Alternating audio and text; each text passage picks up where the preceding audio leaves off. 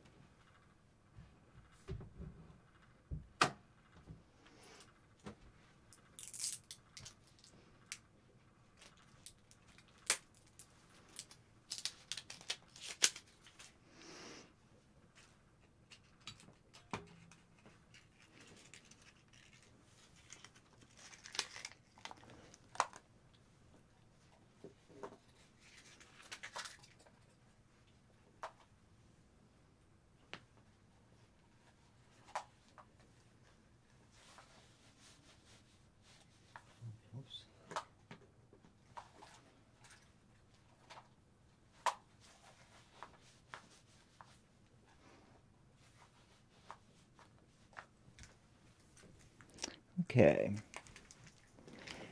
All right.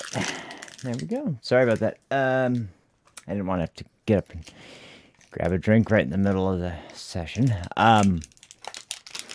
Okay. Hello. How's it going, everybody?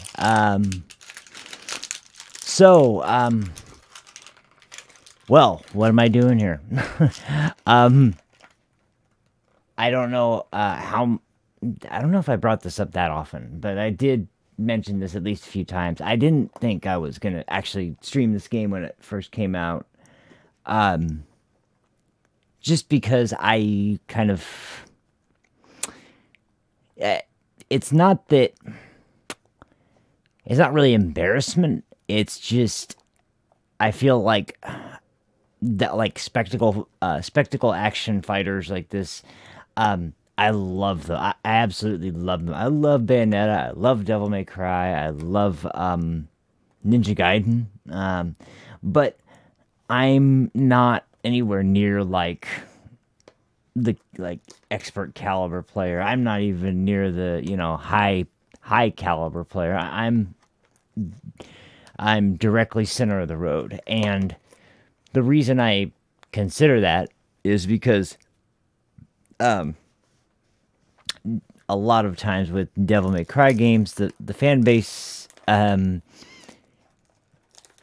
is kind of, they kind of look for particulars, and I don't always feel like I know exactly what those particulars are, to be able to kind of answer questions that some people might have. Now, that was something that was on my mind, but then at the same time, I was thinking, well, what could you do? Because you already did the demo. What could you do to kind of extend that? You can't play the demo again, but what could you do to kind of keep playing that game and not do something really formal with it? And you could do a first impression. So what's the first impression? Well, to hell with it. Do a first impression, see what it goes like. Because to be honest, then I started thinking about it. I don't care. I don't care how I do. I don't care what it looks like. I don't care if I can provide any objective sort of view of it. I just want to see how this game goes and maybe present it to people, because I think from what I played of the demo, this is going to be a great game to get into if you've never really played a DMC game before, or if you've only played the reboot, or if you only played Devil May Cry 4 or whatever. If you've only played one of the two most recent ones, and you never played any of the old ones, because from what I gathered from the demo, it seems like this game kind of bridges the gap between those, in that there's still some simplistic elements to it, to where newer players can just pick it up and get started and play. And I think 4 did a good job of that too, but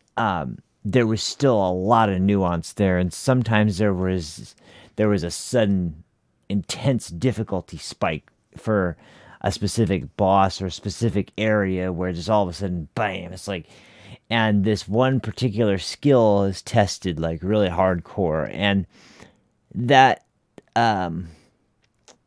it's not a bad thing, and definitely not bad for Devil May Cry as a series. It's just the type of thing that newer players are going to kind of be confused about, and definitely going to be frustrated with, and hopefully not the kind of thing they would quit over, because it does level out, especially by the time you get kind of past the midpoint of the game, where Nero and Dante are available as playable characters.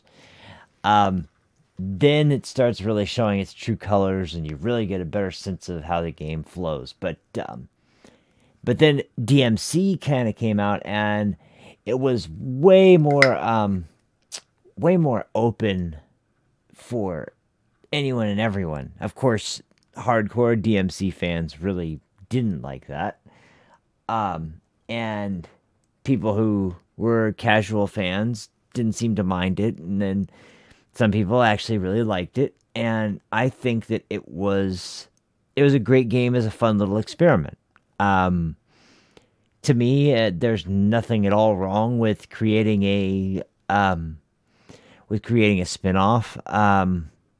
Now, if they had I mean, it would have been shooting themselves in the foot on behalf of Capcom to have done something like this. It'd be like, we're not going to make any games for Devil May Cry in the old franchise the way you knew it. We're going to be sticking with this new reimagined sort of timeline, and that would have just destroyed the franchise, because then it would have been torn in half. And then if you don't deliver for the second part, then all the new people are going to go away. And it's like, they were obviously not that stupid. So anybody could have predicted that they were going to go back to Dante and Nero and Virgil and the main cast of the original timeline eventually with a Devil May Cry 5 or whatever they did. And lo and behold, they do. But as I play the demo, I kind of recognize that wow, they really like have figured out how to refine the combat in ways that they've never done before, because of the fact that the sort of spectacle fighter genre is finally starting to really blossom. They're starting to get some really, really awesome games in the genre, and then there's blends of the styles like Neo, for example. It's by no means a spectacle fighter, but it combines, in my opinion, kind of like Souls-like gameplay with spectacle fighter elements of weapons and weapon attacks and combos and abilities and all that sort of stuff. Coming together to make a very challenging and fun game, but with a lot of nuance and a lot of experimentation that you can use to. It's like, every weapon has a move set. That was why I think, even though I love Devil May Cry, I think that Ninja Gaiden, especially Ninja Gaiden 2, or Ninja Gaiden Sigma 2, whichever one. I think that's probably the best the genre has to offer because of the number of weapons, the move list on each weapon set, the game difficulty, the sheer spectacle of the spectacle fighting, and the fact that Ryu Hayabusa as a character is almost identical in Ninja Gaiden to how he is in Dead or Alive. His move list is more like a fighting game character move list. It's just, you look at his move list and it's like, well, wow, these are some complex commands. It's like, yeah, pretty much because it's just lifted right out of Dead or Alive. And no other game series that I can think of has been able to pull that off at nearly as well. I mean, you can look back at maybe some of the Mortal Kombat attempts, and those were laughable. Although, Shaolin Monks, that game wasn't too bad. I didn't play Special Forces, but I mean, Sub-Zero was a joke. Sub-Zero was an absolute joke. And so anyway, it's hard to combine a fighting game style of combat to a action game because it's not built for that. One-on-one fighters are meant as one-on-one fighters where it can be a close match. When you're talking about a close match with a bunch of enemies that you're going to be fighting over and over again throughout a whole level, you can't have that level of difficulty on each fight. Otherwise, it's either long and drawn out, way too easy, or overwhelmingly too hard with the this hanging over you of the odds and knowing that this is going to be extremely long and tough if I'm going to make it through this. And it's just it's hard to balance that out. But games like Ninja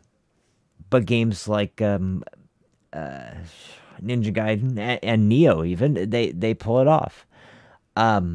I think to games like Dark Souls, and I think those sorts of things kind of helped with the idea of balancing challenge. While Dark Souls is by no means complex in its combos, as far as button commands and inputs, and it's like the combat system is very deep, but not enough fighting sort of sense. It is in its timing, its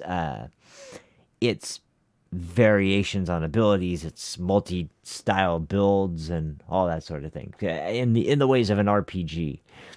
So anyway, how does this relate back to Devil May Cry 5? Well, after playing the demo, I recognized that since Devil May Cry was always kind of like the pioneer of this sort of genre, it didn't really go out of its way to sort of look at other games in the genre and implement aspects of them. And I think they're finally starting to do that, especially with 5. So I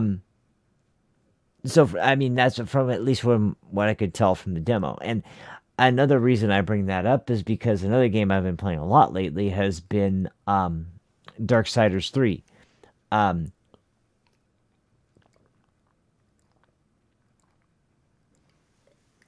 oh man, this coffee is awesome. Anyway, um, Darksiders 3, it's gotten sort of mixed reviews, but I absolutely love it. I think it's the strongest in the series so far.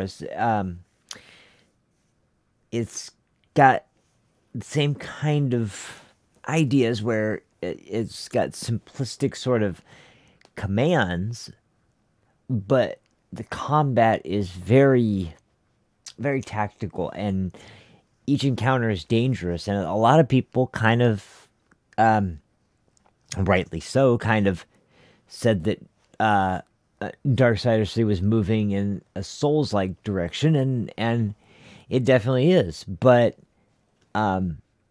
what's more important about that is, does it work? And from what I've played now, absolutely, it works amazingly. I'm very, very, very glad that they did what they did, because one was excellent as its own standalone game, kind of reminiscent, in my opinion. The best I could say for the first Darksiders game was that it was sort of like a dark, gritty, and gothic sort of Zelda. That's the closest I get, solving puzzles with weapons and environment interactions, and different different environments with different hazards being employed to sort of make decisions based on sometimes it's like, what is going to for sure kill me, and what do I have a chance to survive? And it's like neither one of them are a great option, but in one case there is potentially a way to make it. In one way, you're going to die for sure, so don't even try that. And then Darksiders 2 took this sort of environment and like puzzle solving and world exploration element, and kind of, they didn't tone it down, but what they did was they made it into too much of a loot fest. That was really my takeaway. It was just too much of a loot fest, and I remember so well that I spent so much time in Darksiders 2 changing my weapons, because so many times I would fight a random mob, and a weapon that was better than one of my currently equipped weapons or items, that it was just like, well, then what's the point of not going back to the blacksmith and creating this? Because man, that would help out a lot. But anyway, so it's it went in the direction where it was kind of leaning a little bit too far towards RPG-esque. So what they do with Darksiders 3, well, they went back to the gameplay style of Darksiders 1. The item and exploration and world system of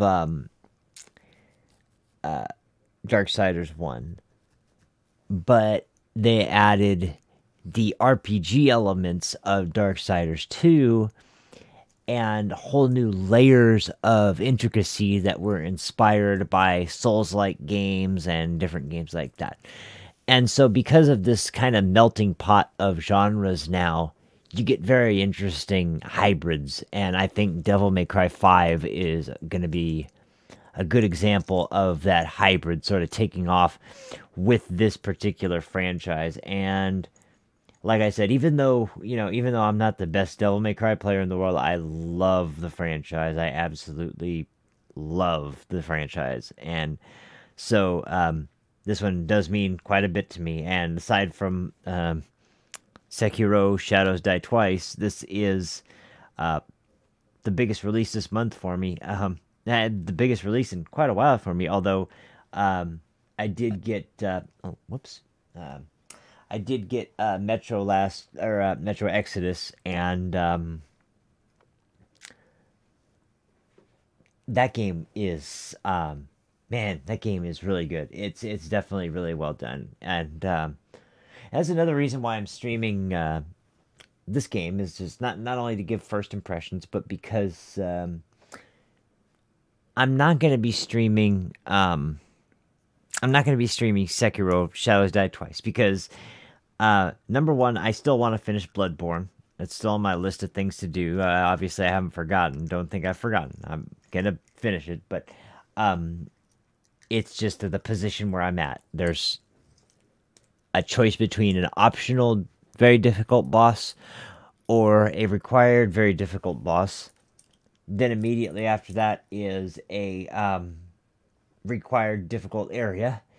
Um, and then after that is a boss that's not particularly really difficult, but is one of those bosses that's very uh, unpredictable and can sometimes be a real pain in the ass, despite the fact it's not really challenging. It's just you can get unlucky and have it really screw up your run. Um, and then after all that stuff, then a whole bunch of fun stuff opens up. um, a lot of options and a lot of new locations, a lot of good stuff that I can do. But getting past those three specific parts, that's what's next. And so I'm just kind of biding my time and waiting for a good time for me to be able to commit to some time to do it. And I'm not going to be streaming Sekiro because it'll be my first time with the game, and I'll just say flat out, my first run with From Software games, you would not want to see me play those live. I take forever and ever and ever. I have to explore everything. I have to search every nook and cranny. I have to look into, like double check almost every place I've been just to make sure I didn't miss something, because I think that their method of storytelling is just brilliant. And since this is a new IP, this is going to have, I'm sure, a lot of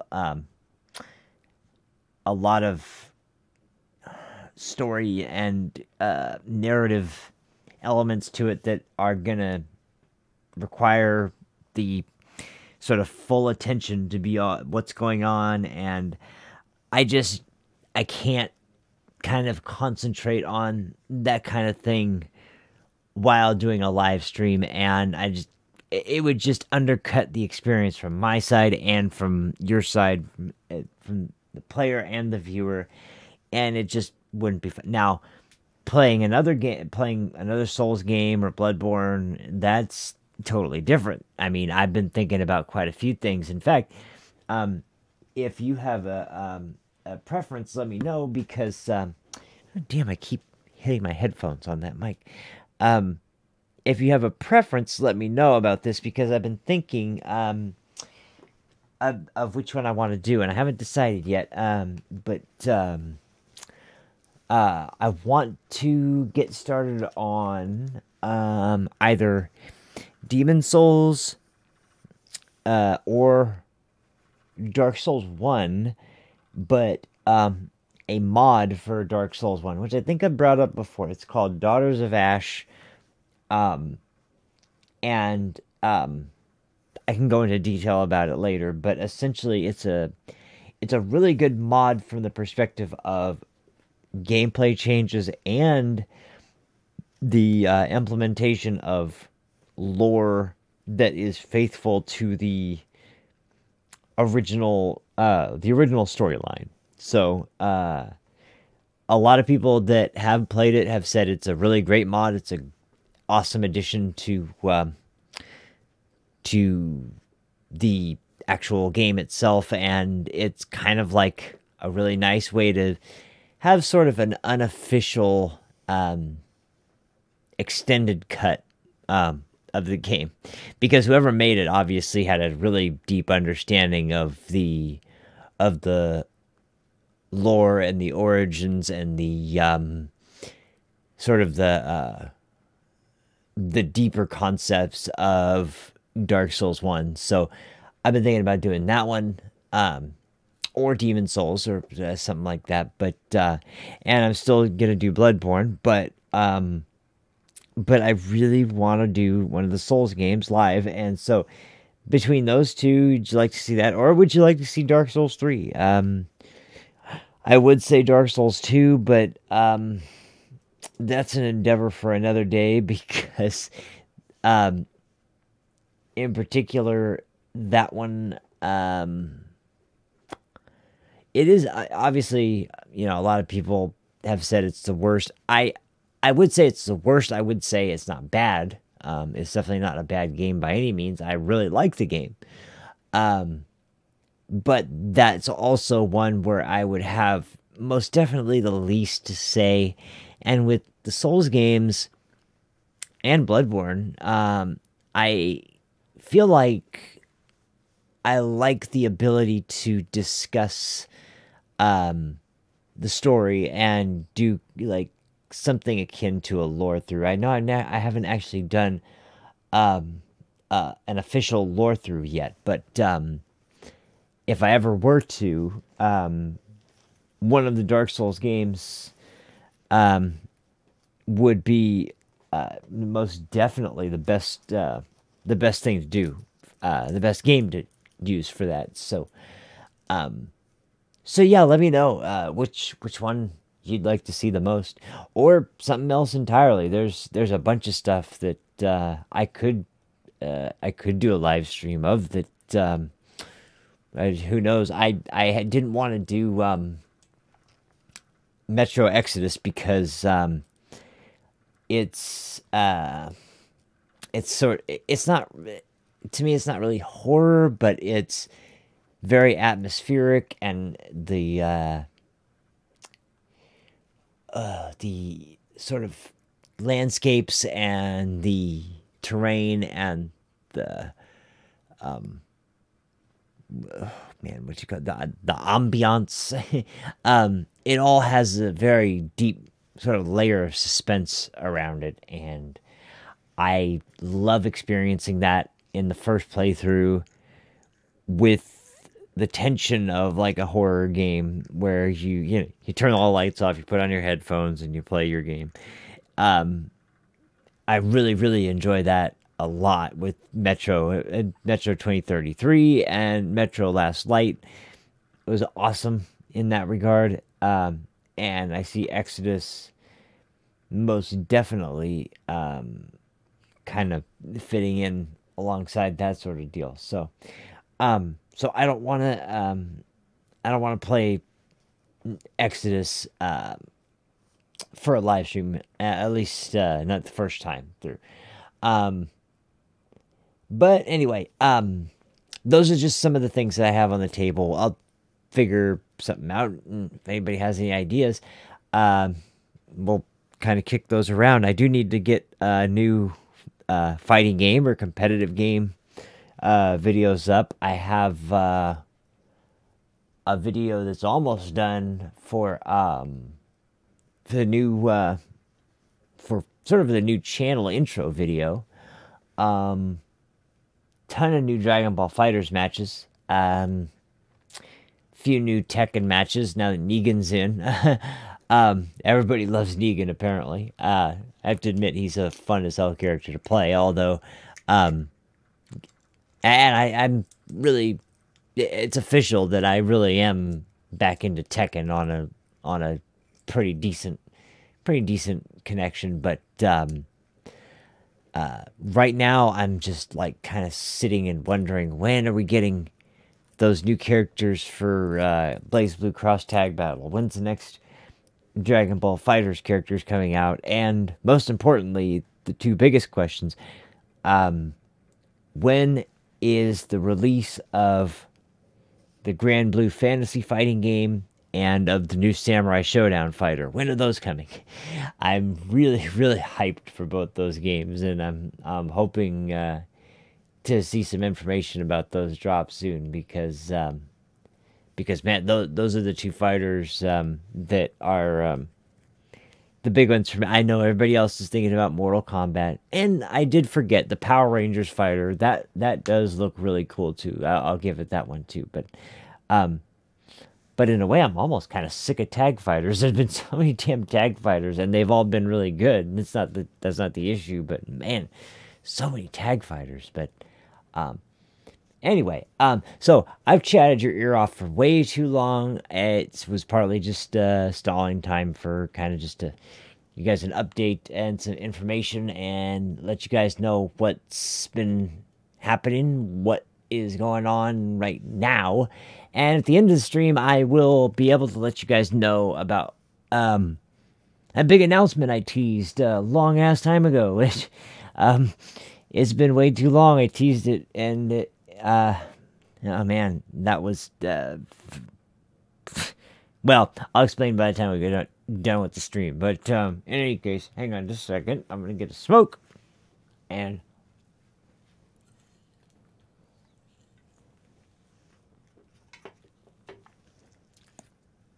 Let's see. Let's get down on some Devil May Cry 5. So, now. Alright. Without further ado, let's get going. I'll make sure to trim this intro out of the video once we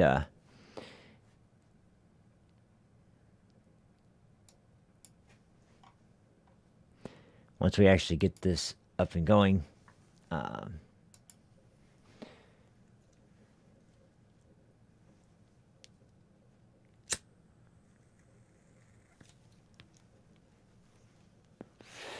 Oh, whoops. All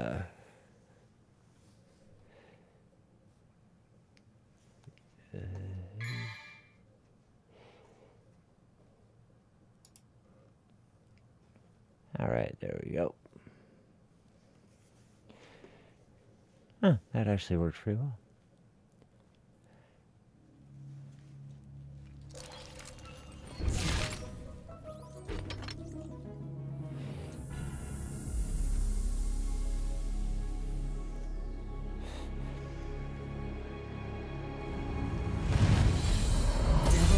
Yeah! Oh man, visuals are incredible. Okay, yeah, I did start this game up just to check the requirements and check the recommended specs, and everything looks like it should run fine. But I saw this here. Let's give it a watch.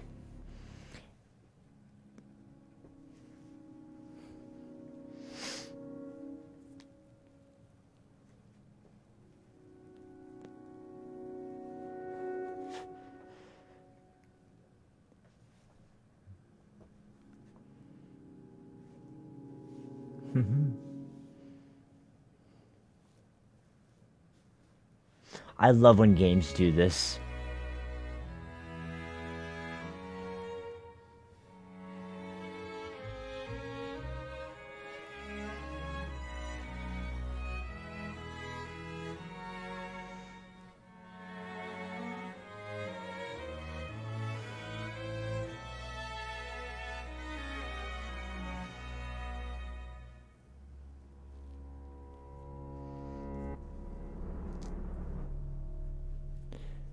If you haven't played, if you haven't played the games, these are going to be spoilers, so,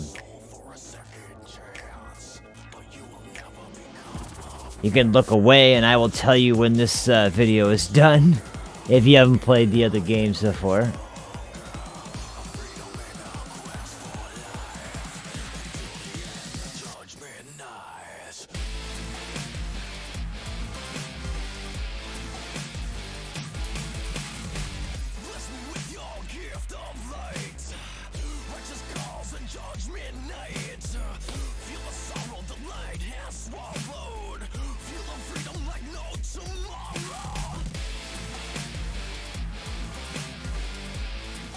I'm guessing this is the same band that did the music for DMC4.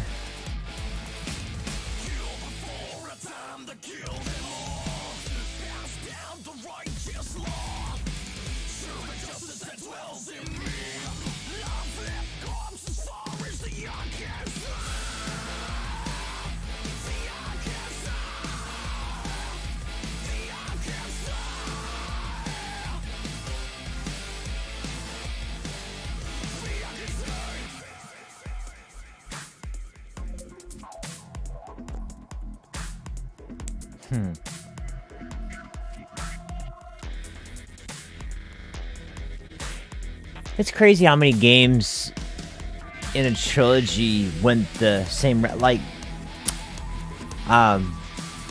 the first game is a standalone game. The second is a sequel, oftentimes an immediate sequel. The next one is a prequel. So in a trilogy, it's always first one, sequel, prequel. It's like that happens so often. Dragon Quest, Castlevania, Devil May Cry, even Darksiders. Darksiders kind of seems like it's that way. Although the extent of that, I'm not quite sure, but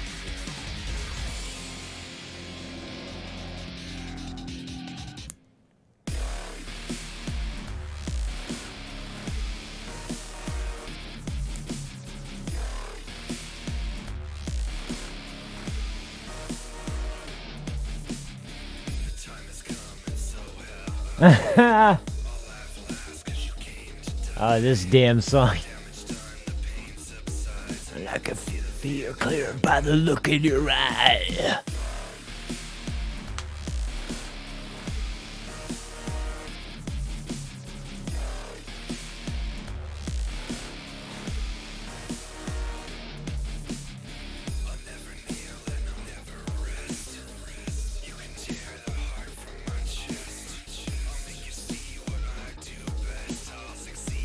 Breathe your very last breath.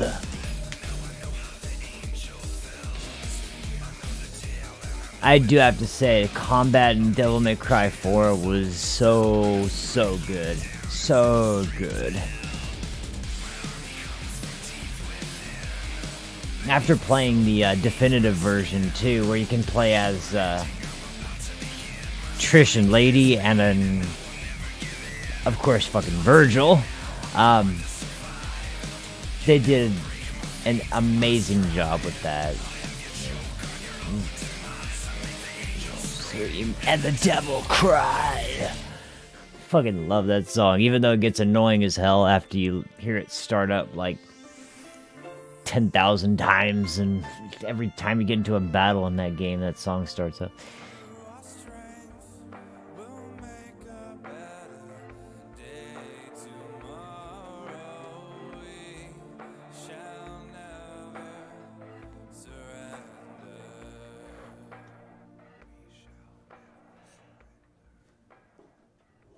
So, here we go. I think this is, yeah, this is, okay. To all those that were waiting, the spoilers are over. And so now, here we go. Man, we can get started. Oh, I forgot the, I pre-ordered it like the last minute so I could preload. So yeah, I did get the pre-order bonuses. I hate pre-ordering games, but I usually don't unless it's a fighter, because for the most part I'm trying to play that game competitively anyway. Or if it's a game from a trusted franchise like Devil May Cry, like Dark Souls, or like Metal Gear, other than Metal Gear Survive, But just to get the preload done, because it takes forever to download some games now. Damn.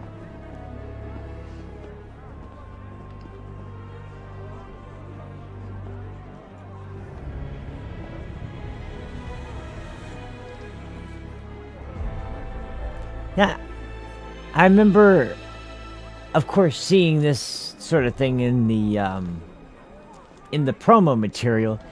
I was wondering what it looked like. I think I finally figured it out. It looks a lot like the sort of material in We've known each other a long time. Third Birthday. You never had this much trouble. You gonna make it through this, Dante?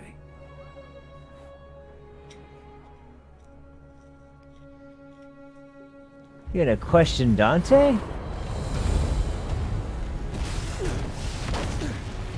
Oh boy.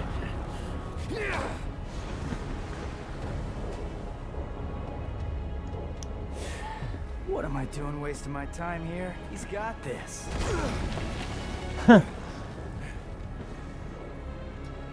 You should not underestimate this demon. After all, it was he who took your right arm. Okay. You gained a great deal of power from it. I'm leaving. Didn't ever know that guy's name. I suggest you do not fall behind. Yeah. He's surfing out of there. Okay, V. You're an interesting guy, but you're right. I've got a score to settle with that son of a bitch. Yeah, I've of course been watching the trailers and seeing gameplay videos, and I played the demo, but every picture I had no idea who's that guy, V. Okay, his name's V. Okay.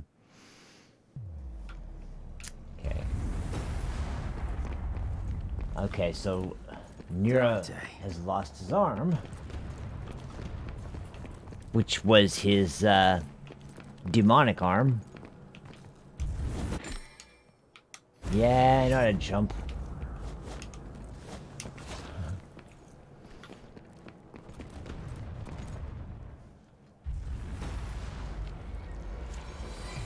Yeah, let's do this. Oh, man.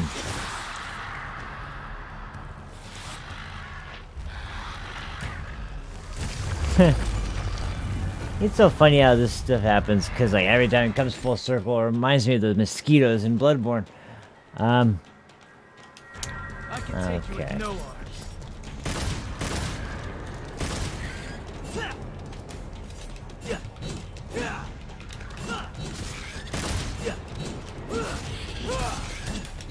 Get back here, you bitch!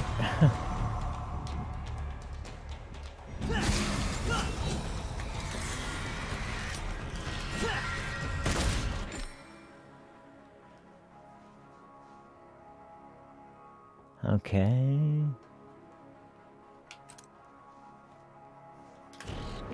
Oh, that's right. You gotta click the left stick to change. Okay, got it.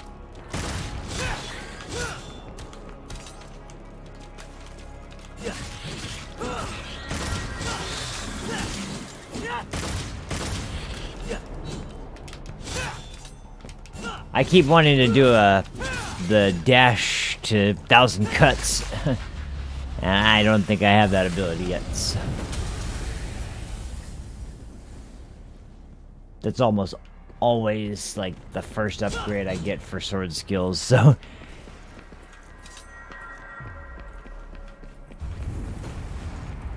V, I trust you. I mean, this area is crazy as hell. What in the hell is going on here?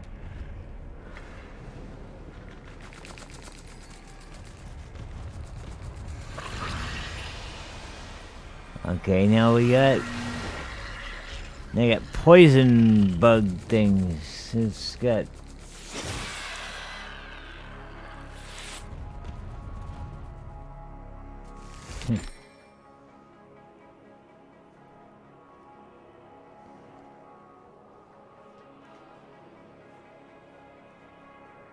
Oh, yeah, that's just a launcher. Okay, yeah, got it. Got it.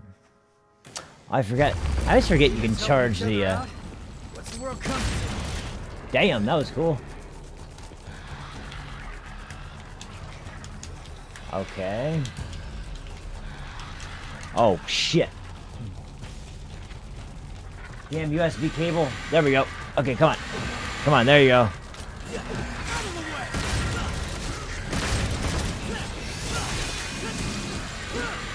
I swear to God, no matter how good the controller I get for my PC is, it's like something is always wrong with it. It's not even the controller. It's a great controller. It's just, it might even be the USB port. I don't know. It's getting old. It's, Hey, thought you took off. Do you not understand? We cannot hope to do this without you. That's all right, superstar. Go on with your bad stuff. Go ahead. We got this.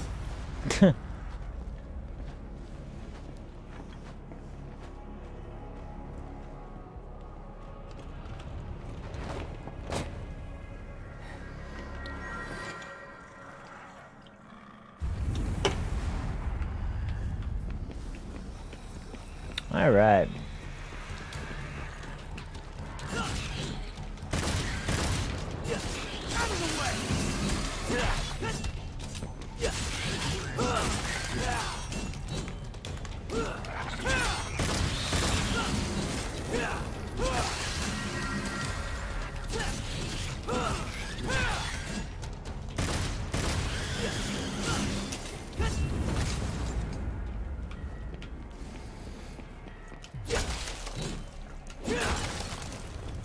Aw, nothing good out of those.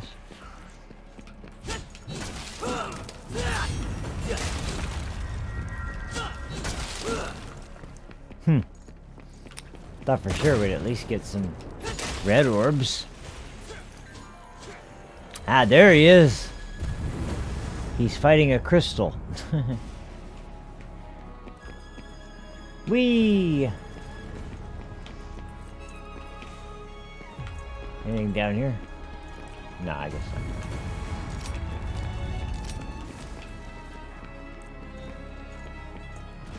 Hold on, Dante. Oh. Oh, man. Whoa. Oh, damn. Wow. Huh.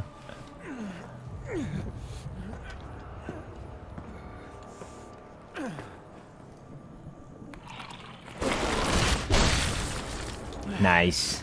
Looks like this won't be a total waste of time after all. Hey, jackass! Did your mother ever teach you it's not nice to steal?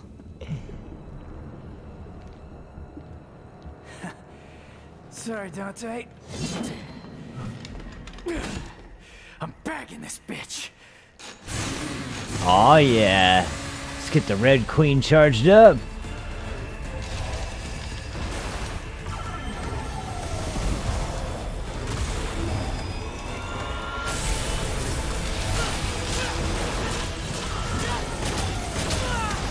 Oh man.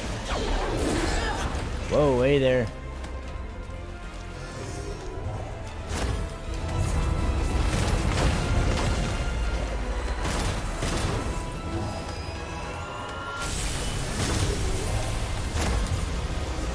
Whoa!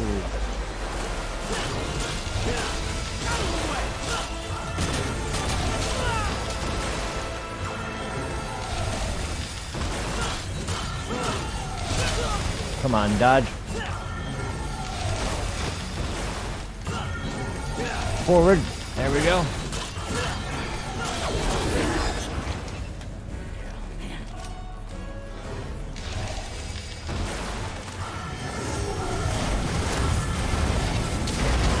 Oh, how the hell's that happen?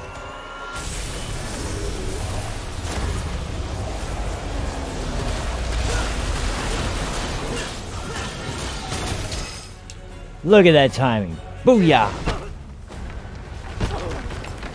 Hey, what the hell? I was fucking him up.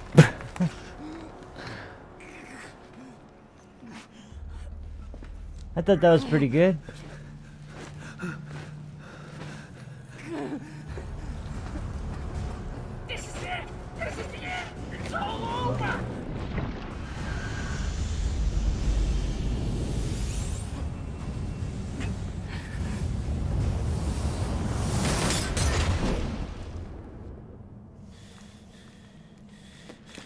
one too.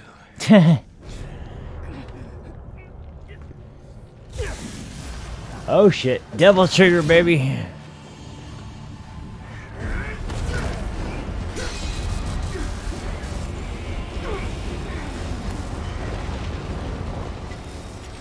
Get her out of here! This is a bad move! I can still fight! Go! You're just dead weight! Back up! Holy hell. Come on! Let go! We must leave here. It's far stronger than we ever could have imagined.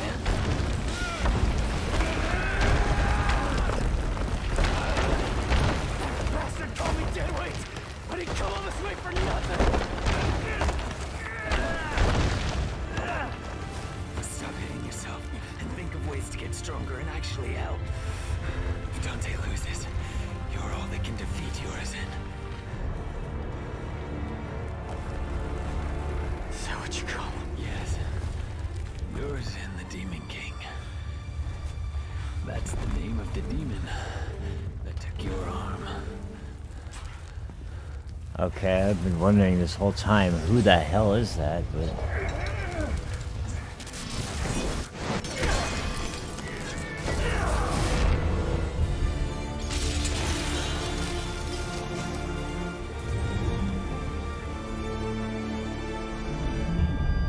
so, man, this dude is one hell of a fucking powerhouse. Like, way tougher than pretty much every other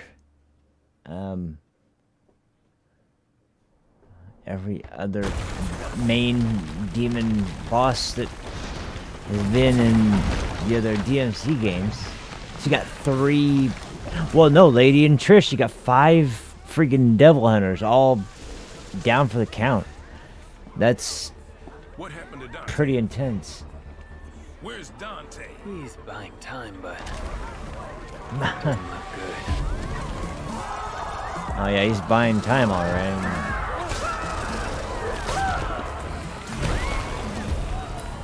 This can't be happening. Dante lost. Forget it. There's nothing we can do. We must go.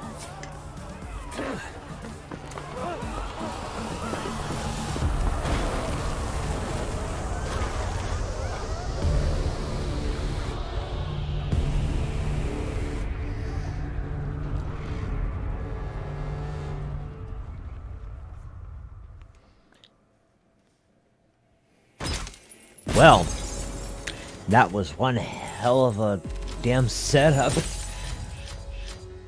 Jeez. I'd say they did a pretty damn good job of hooking you in.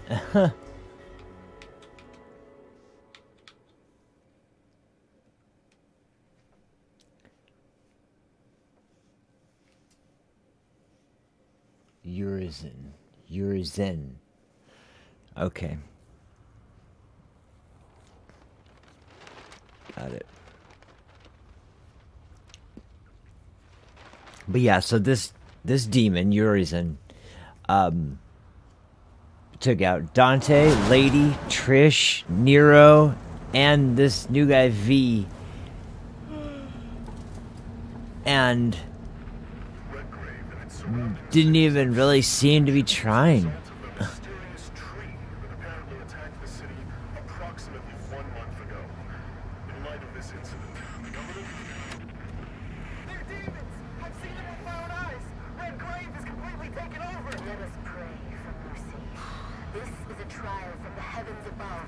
Same crap, different day. Oh no. So, tell me, Tell you what. how does it feel to be rescuing the guy that killed your father? Hey, I'm glad we're getting personal. Well, he abandoned my mother and I and left us for dead. So I feel nothing. Well, he's not exactly going up for Father of the Year award now, is he? His research wasn't half bad. Came in handy. Mildly thankful for that. They have to do that in here.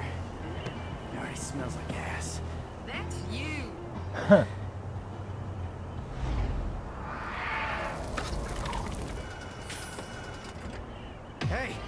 Nico! Don't lose your tits. I see him.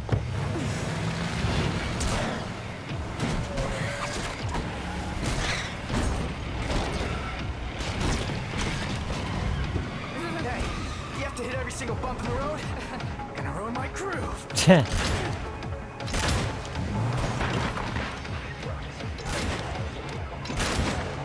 I swear, it's funny when...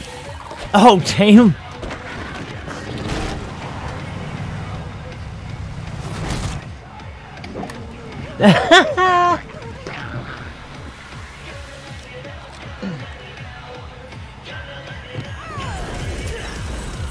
Oh, no way! Beautiful! Oh.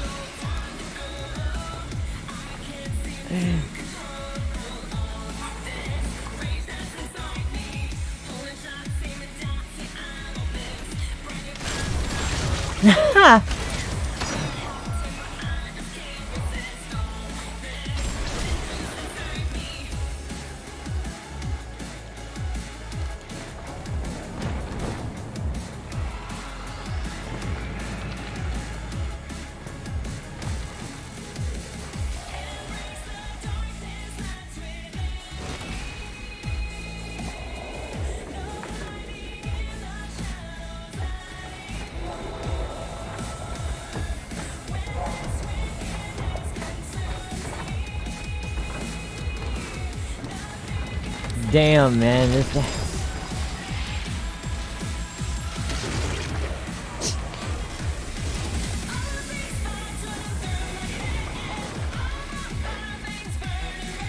this is one hell of a freaking intro.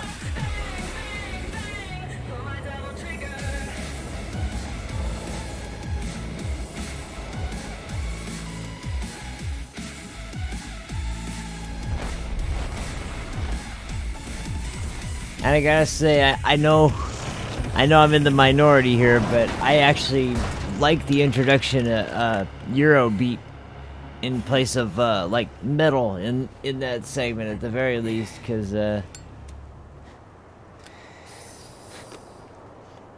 swear to God, I don't know what it is. It's a guilty pleasure of mine. I love Eurobeat.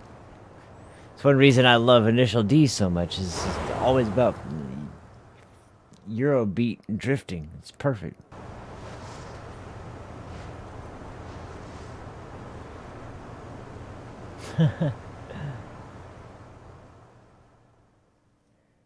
Man, I swear, this game is just... Man, I keep saying it. Talk about a freaking hook, but jeez. You got the prologue, and then you got that freaking intro video, and it's like...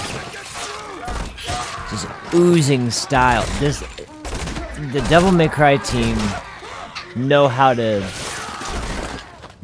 put together something that's just oozing style like so well. They're the masters of putting together videos that just have like this aura of badass surrounding it. It's awesome. It's just, they're so damn good at that. You look like you need a hug. You're gonna get one from me. Better get lost. Hey, who are you? Hey, you're gonna get yourself killed! Don't crap yourself. He likes to kill demon things. Let him do his thing. You hear what I said, you dumb one-armed son of a bitch? You're gonna die! Cheer up, crew cut. Nice. Taking notes?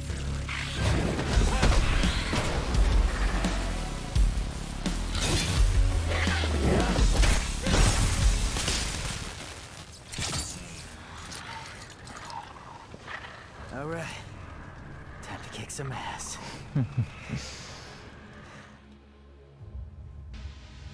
I swear to God, like, I think I mentioned this before, but in Devil May Cry 4, when Nero was first introduced, I really didn't like the character. I thought he was like the... And at the time, yeah, he was younger. He was kind of, you know, your atypical angsty teen, and I kind of just thought the character was stupid. But even as that game went along, I started to kind of be like, okay, it's pretty cool. And then when they moved along with some of the other stuff, especially in the special editions and additional scenes and things like that, it was just like, okay, this character's not too bad. In this game, he's come around full circle to the point that, okay, now he's older, now he's got more experience, now he's more mature, but he's still a smartass and like his own brand of cocky one-liner spouting devil hunter, just like Dante. And I swear that it's a great example of a character that kind of like Raiden from Metal Gear Solid. It was like everybody hated Metal Gear Solid 2 and how couldn't play as Solid Snake and Raiden. Who's this guy Raiden and why are you playing as him? And this game sucks. You can't play Snake and da da da. And it was like, but then, you know, people gave the game a more of a chance. They're like, oh, Raiden's pretty cool. And anybody that played Rising, if you didn't like the game, that's cool. I get it. It's totally different, but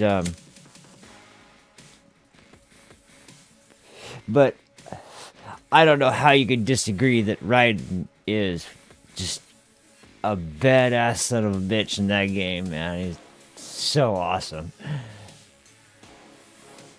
Okay.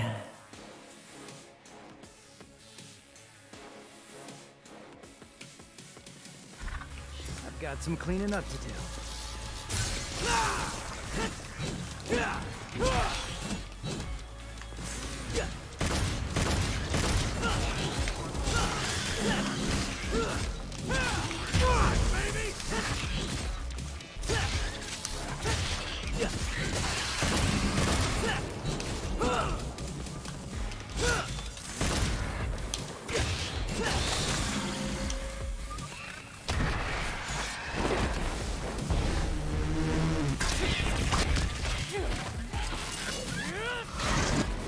Oh, I like it.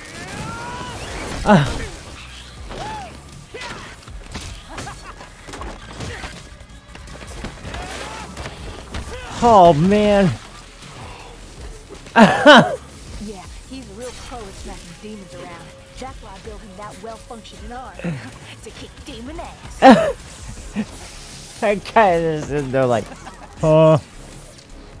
Hey, Psycho! Watch the merchandise! Hey, stop bitching and take cover.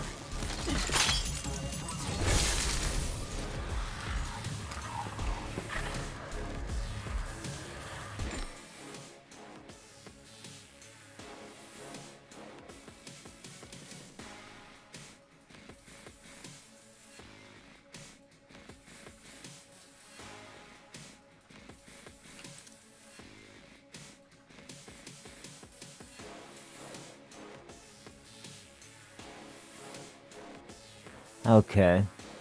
Got it. I do really love this, this setup, too, of the, Come on, bitch. Let's go. How close do I gotta get? There we go.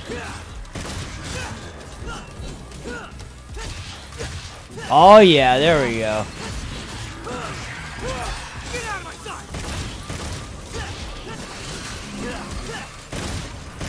Getting the hang of this new toy.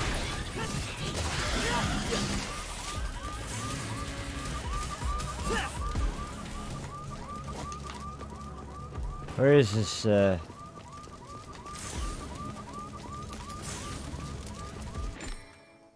Oh, okay. Never mind.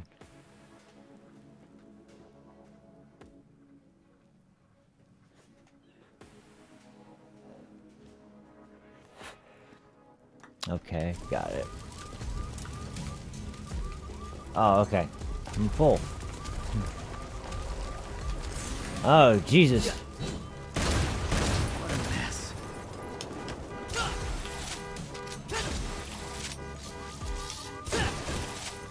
Oh, I can't just even...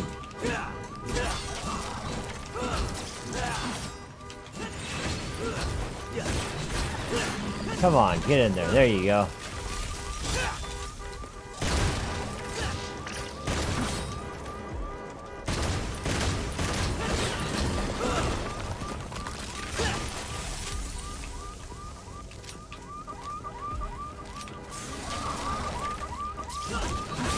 Oh, whoops.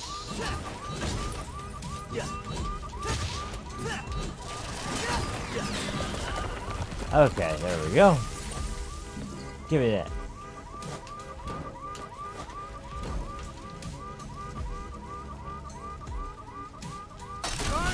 Oh, whoops. I didn't mean to do that.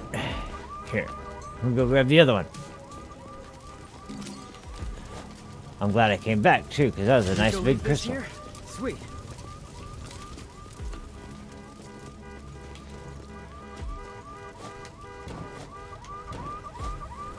One of those.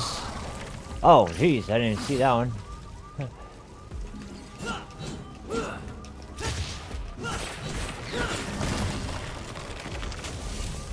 Okay.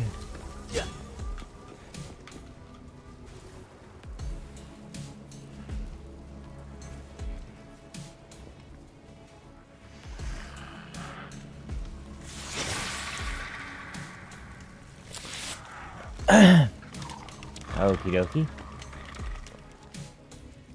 Oh, this is gonna be one of those things that's worth a shit ton of red.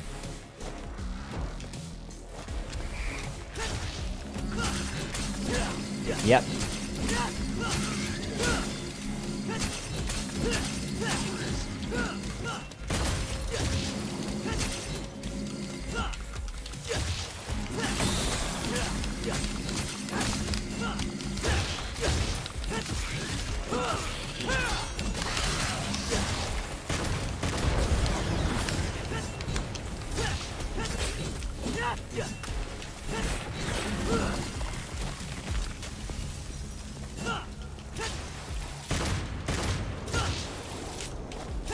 Why are they collecting human blood? It's not just about feeding. There's something else.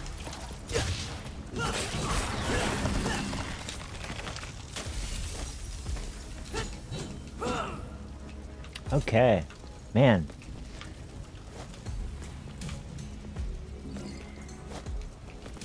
Let me double check here. This looks like the kind of area you'd find secrets in, but I'm seeing a lot of red orbs, but hang on. Sorry, it is.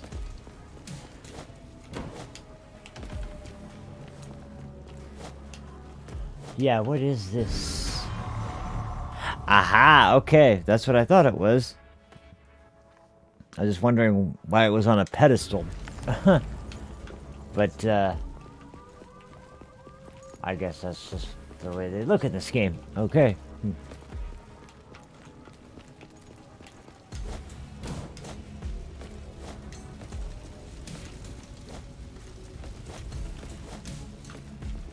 Did I get all the red crystals?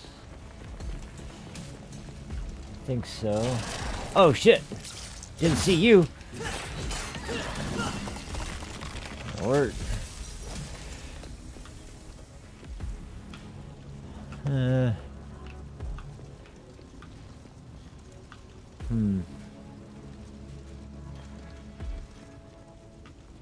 There may be another way over there. Let me at least try that. And there too. It's hard to tell if any of the... Whoa! If any of these are active or if they're just...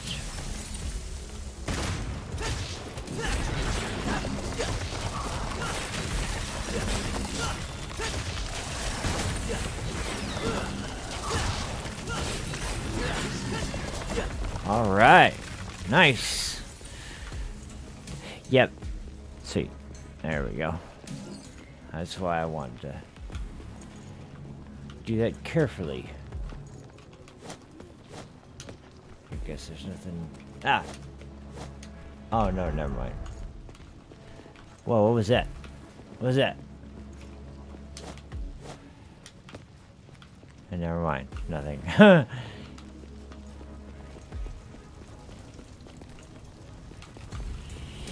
What about this way?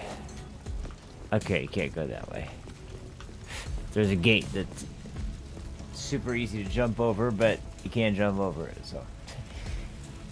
Oh, well. What a lovely house plant. Yeah. It's like the Pet Shop of Horrors fucking monster with Oh, I get it. an even more Who brought the marshmallows? demonic fucking 'Cause I'm possession. bringing the fire. I keep forgetting to charge that son of a bit. Oh, there we go.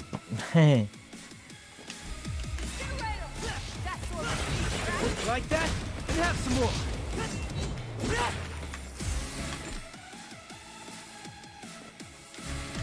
Swing at him.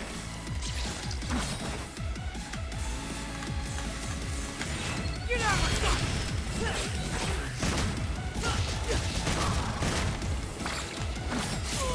Oh, I thought I dodged that.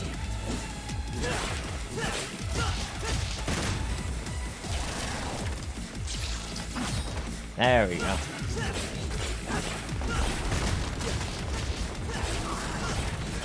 They're everywhere. That time I screwed up.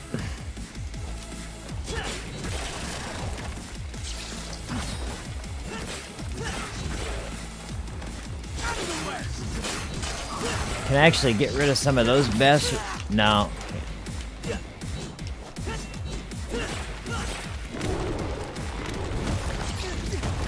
Oh, jeez.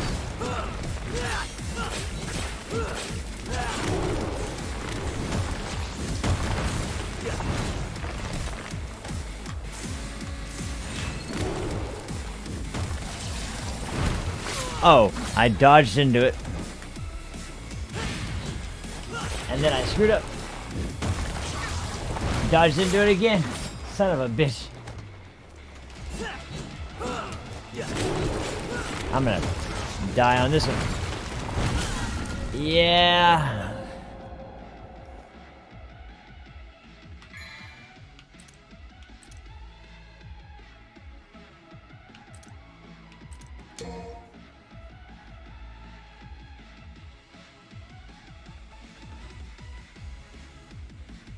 Revive with 3 bars of vitality and 1 double break.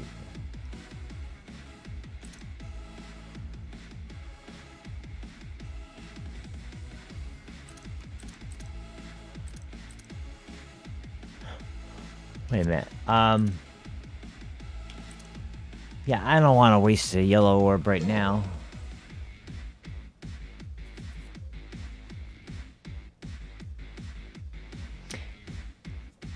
I have enough orbs to even do this twice, so yeah. I just made a few mistakes. Let's just do it this way. Round 2.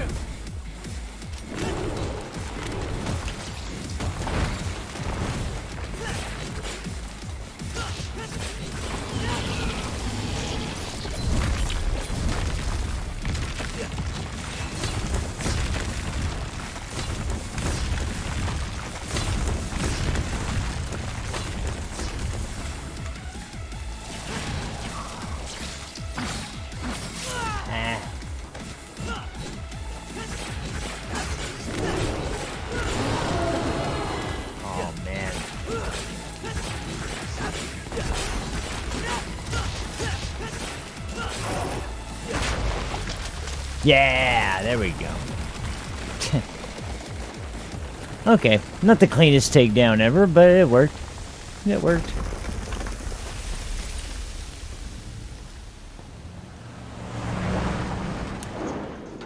I was never good at charging the Red Queen, but... What do you mean? Soldier Boy said city's gone to hell and back, taken over by the underworld. Not just here, but everywhere.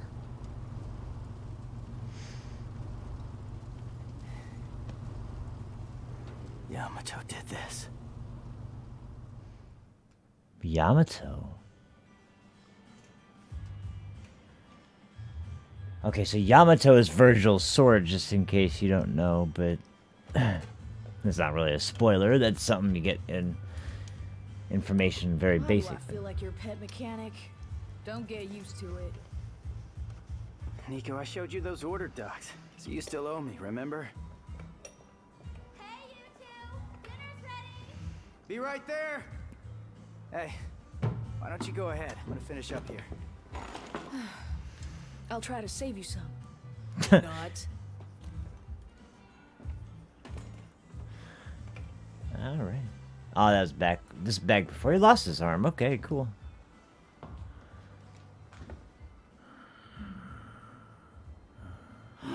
That makes sense, actually, now I think about it, though, because Yamato would really be one of the few things that actually could cut off his arm, but... Well, you're in luck, pal, because food's ready and Kitty A always makes too much. Hope you like loud talkers, too, because got a pair of those upstairs. You see something you like? What the hell? You a demon? There's no way that's Virgil. Nero, the food's getting Get back inside now!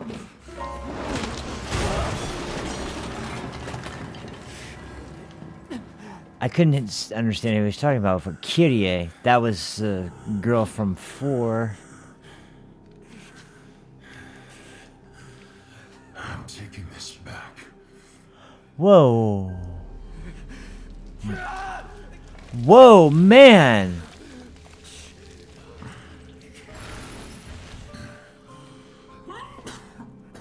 That's right, okay. Running out of time.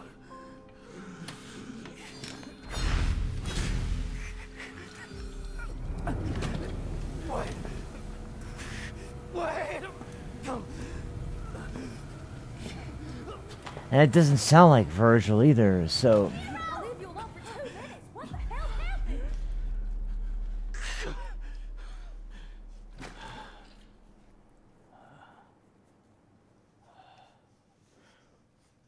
I remember, minor spoilers for Devil May Cry 4. Nero took possession of Yamato as it was being researched by the church. And it was basically the item that let him activate Devil Trigger. And the second time you fight Dante in 4,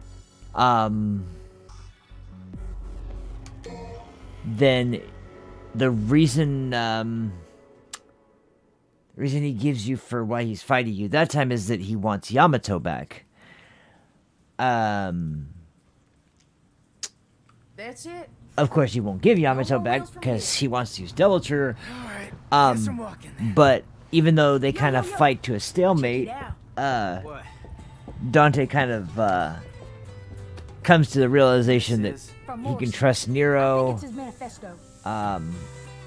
He's a legit devil hunter. He has the crazy arm, and it's very obviously sort of demonic weapon that he's using to defeat demons. And so he lets he says, even though that's my brother's sword and I want it back, I'll let you hold on to it for now, yada yada. So essentially Dante sort of leaves Yamato in Nero's care, but it's never implied that Virgil is going after Dante or Nero for the blade. It almost seemed like Dante wanted to get it from Nero so he could give it back to Virgil at some point, but I don't know, I might be reading into that too much, but and anyway, I'm sorry, I'm rambling on and on, but I'm trying to make sense of the story too, because it's interesting. A guy with his identity hidden has Yamato and uses it to take Nero's demon arm. And it most definitely does not sound like Virgil, and it's obviously not Dante. so... Hey, we doing this or what? I'm waiting on you. I'm cooking. Any special orders?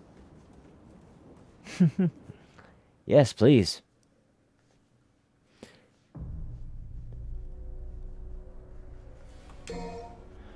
Okay.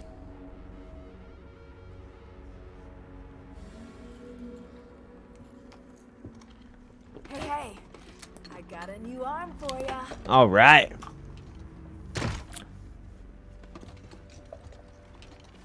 Now that I got it in stock, you better take advantage of it.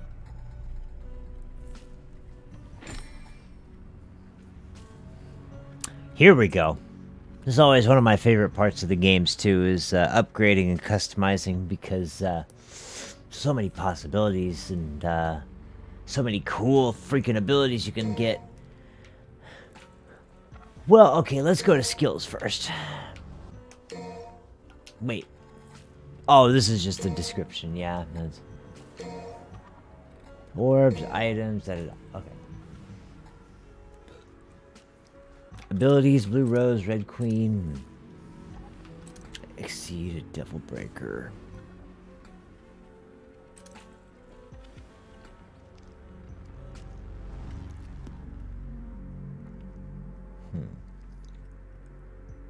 Okay, just over 16,000 souls. Souls. Orbs. Playing Souls games too much. I've been playing the hell out of Dark Souls Remastered recently, and they finally, when that game first came out, it was a mess, but they've patched it up to the point now that it's pretty damn stable, and it's really, really, really good. So,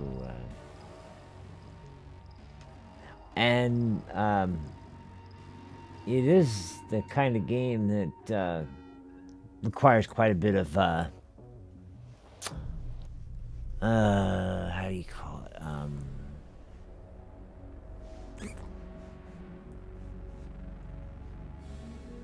Either experimentation or research, basically, like to figure out what everything does and everything. But I can give some tips if anybody does need some advice or some help, because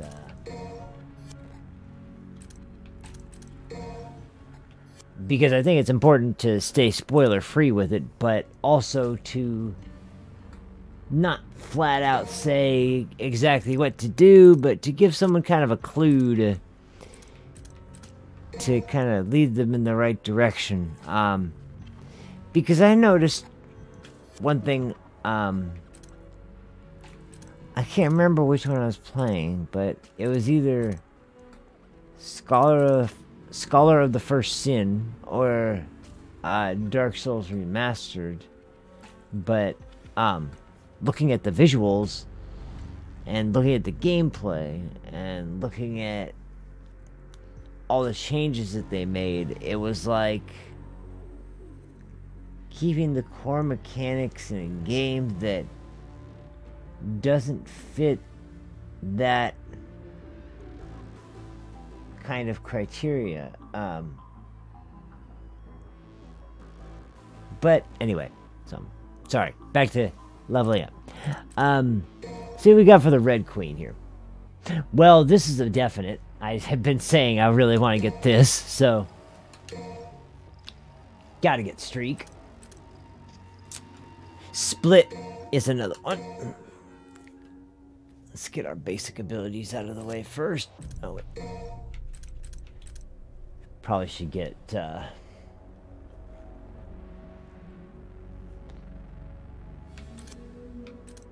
why is it going... You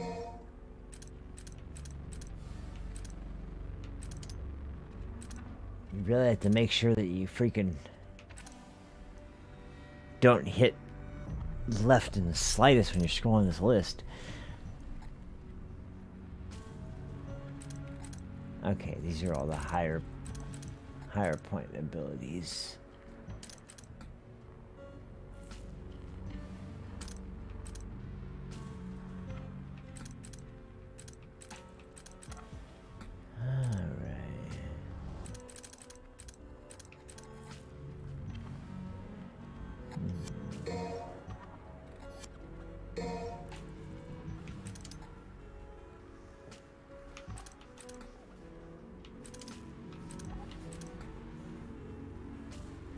What's this one look like?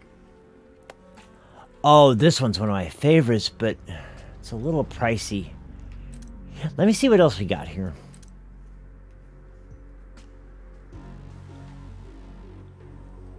Now, this is where I will spend hours, or at least way too long,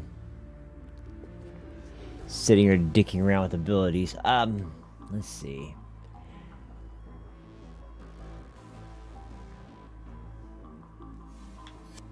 And I don't bother with that yet.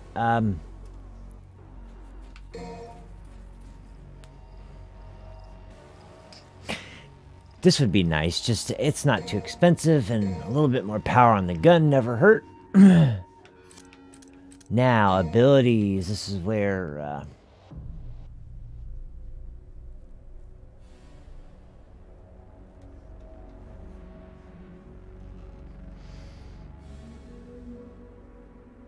Haven't I been using this already?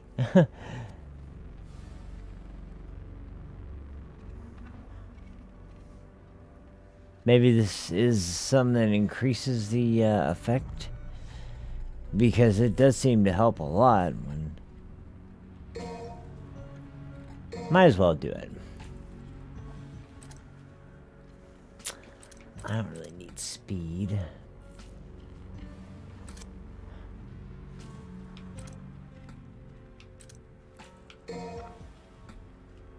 Okay, now let's see here.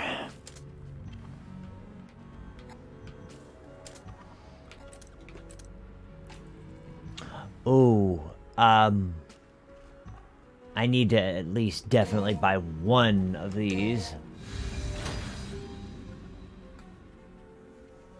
Okay. The next one's only going to be 3,500 too. It's not too big of a deal. I might as well.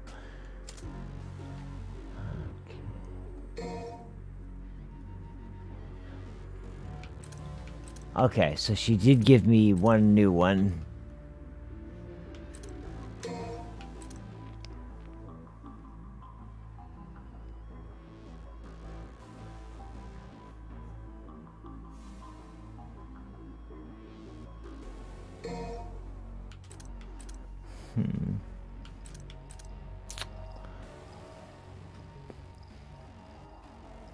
I remember that one from the beta. It's really good.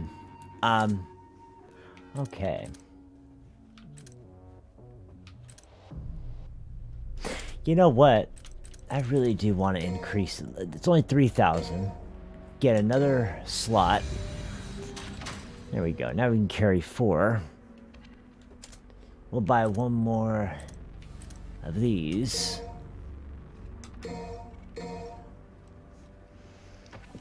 And now I can add one more at the end there.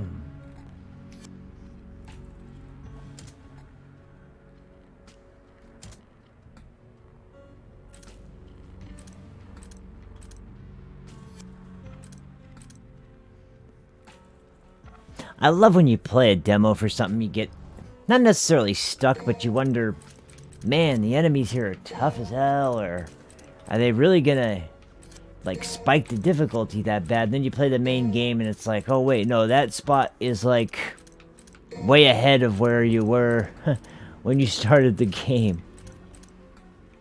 And yeah, they lowered the difficulty enough to where you could beat it with, you know, stats that you had as a newer player, and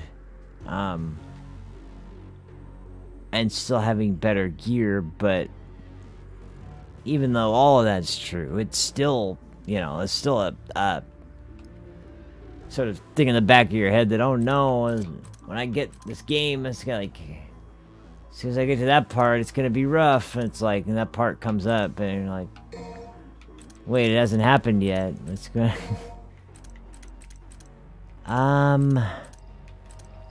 this is where things get tricky. Because what...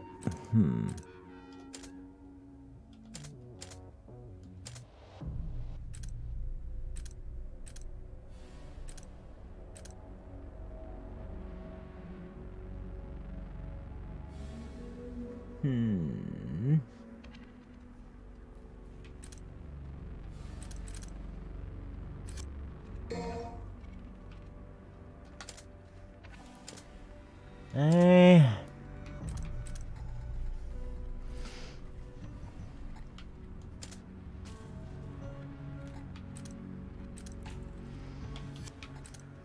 You know what? I'm gonna go ahead and get. Oh wait, it was the yeah. This was it. There we go. Okay, there we go. All right, cool. We got a bunch of new moves. We got a new gauntlet. We got a new slot. Powered up my gun. Got a little bit more health.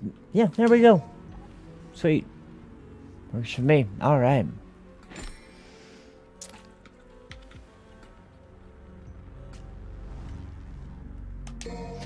Oh, well, of course I want to fight with style. I mean, come on now, really? Okay. Well, all right. This looks good. Let's go ahead and, at the very least, I think this is good. I'll go ahead and do mission 2. Because I spent forever talking, and I'm sorry.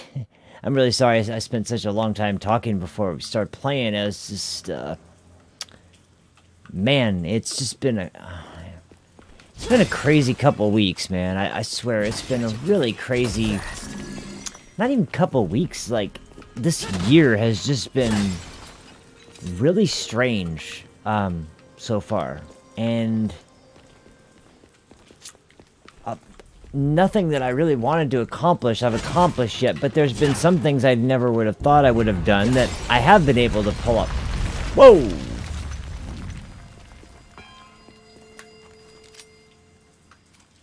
What in the hell is going on here?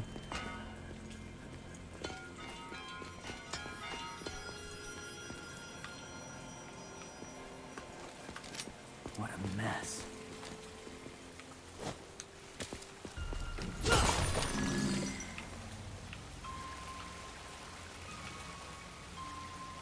You can say that again.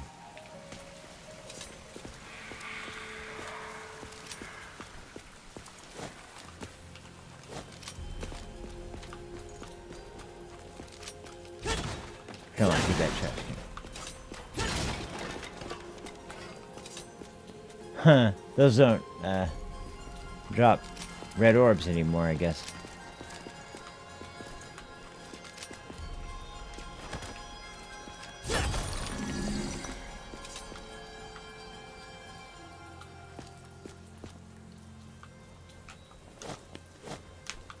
Huh. Okay.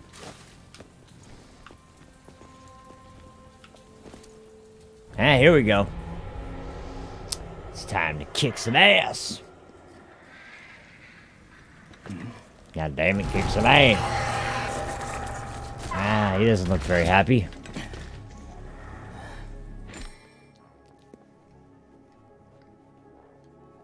Oh, yes. Yes, I know about the Styles rink. I got this now.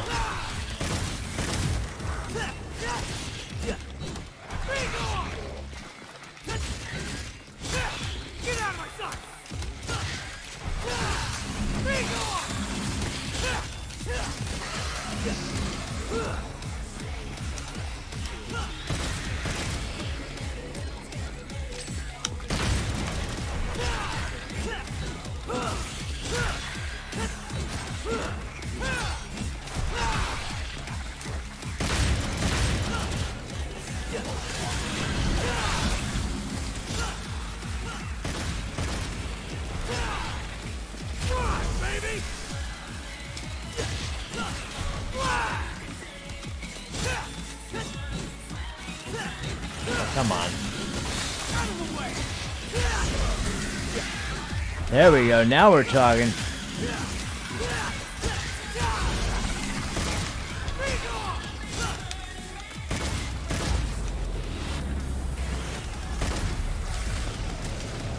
Wow. Okay. I'd say that was a success.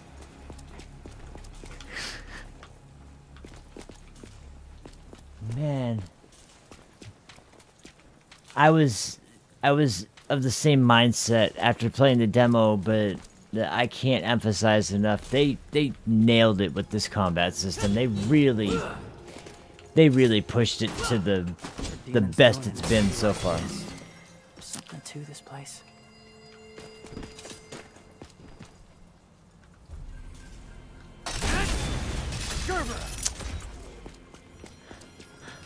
I wanted to switch, but I guess the only way you can switch is to just blast off the gauntlet, so...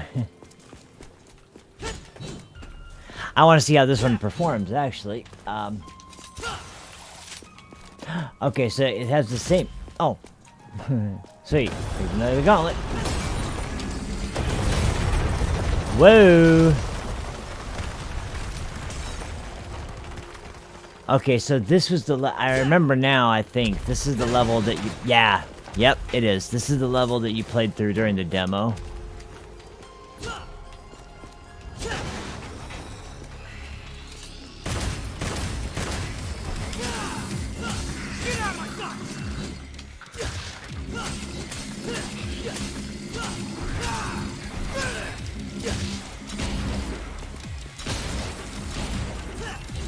Oh, that's right. That one propels you like crazy.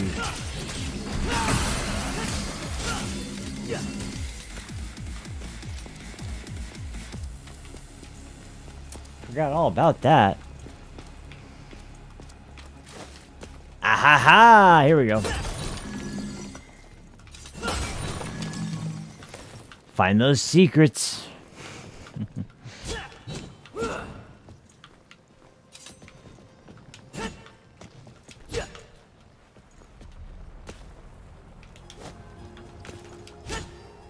Okay.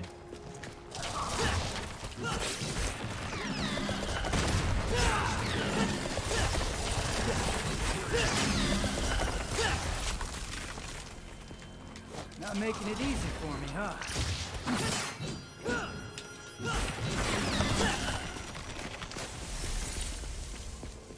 All right.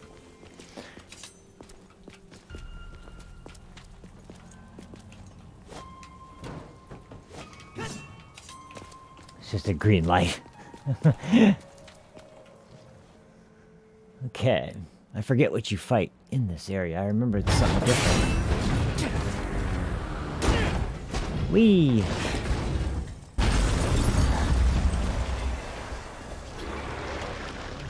Whoa, hey there. I think this is different than the demo, if I remember correctly, but... Whoops, I meant to dodge. Oh well.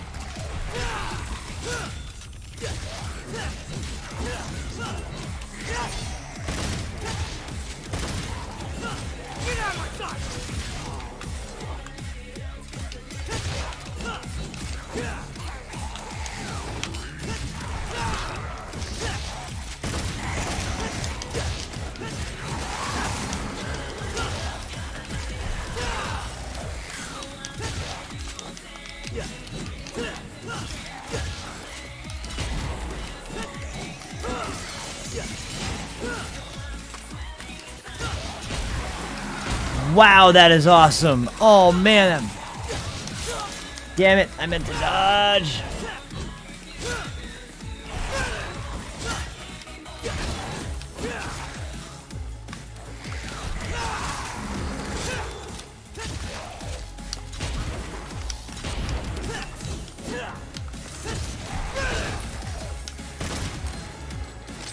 Give him a big old ba-boom.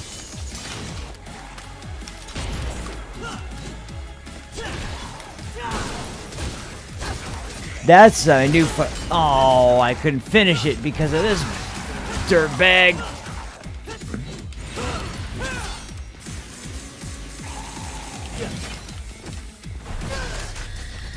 Oh, nice. Damn. I pulled off some cool stuff, but they interrupted too many of my attacks, so I couldn't get a good rating. The one problem, and this is probably because I just played way too many FromSoft games. I'm so used to the lock-on system from that game, and just being able to lock on and then use the right stick to just move left or right to select targets. And in this game, you have to actually push left stick or push L3 to change the target, and it's throwing me off. I'm wanting to just push, you know, the stick and move and change enemies, and instead it's like, it's just rotating the camera. It's like, you know, it's cool, but...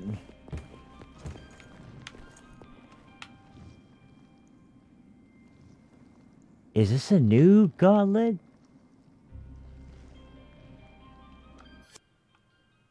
Wait a minute. Shall we dance? Oh, that's not a...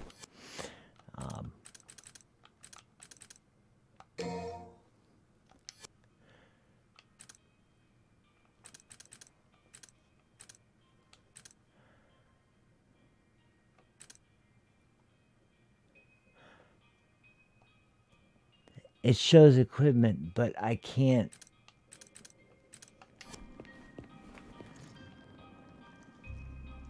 Screw it. Let's just see what the hell this is, because I'm confused now.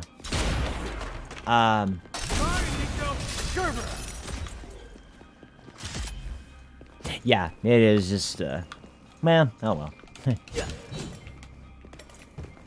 I don't want to miss the possibility of finding a new glove, so... I don't know if you find new gloves, or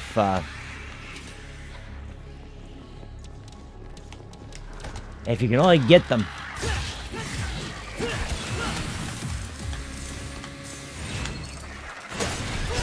There we go.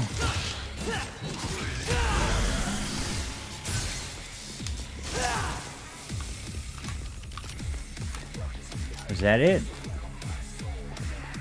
Gotta be more.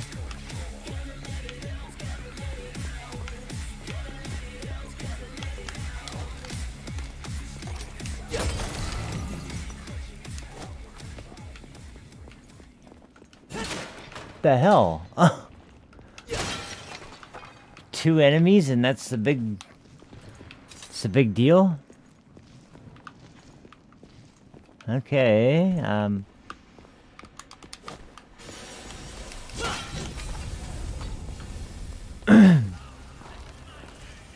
Ooh, man. Damn. Looks like I'm gonna make it there before you do, V.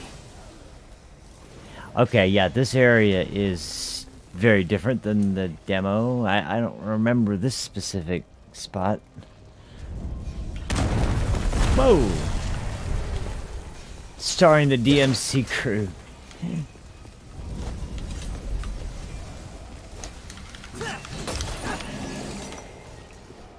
Get as many red crystals as possible. What is that shit? Oh, yeah, I remember that from the demo. It's fucking disgusting. Yeah, I can make this work. Wait, what? That's right. I gotta grab this nasty fucking thing. Needog hatchling. And then I have to feed this parasite to this nasty freaking weird fetid wound.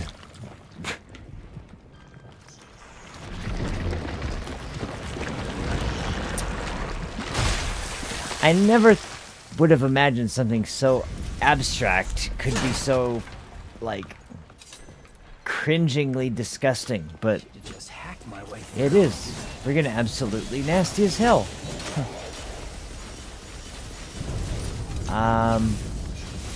So I'm guessing and just keep going Doesn't around. seem like a demon to me.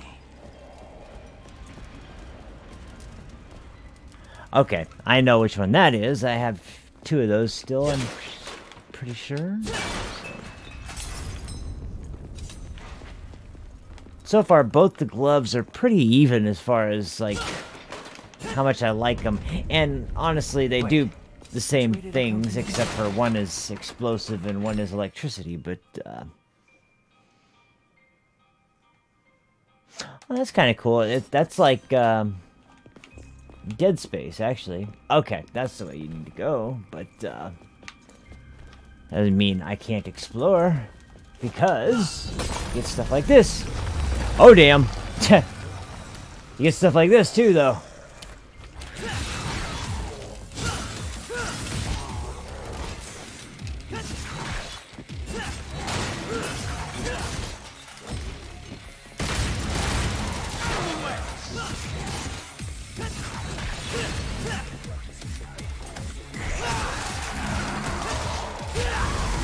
Oh, I love it.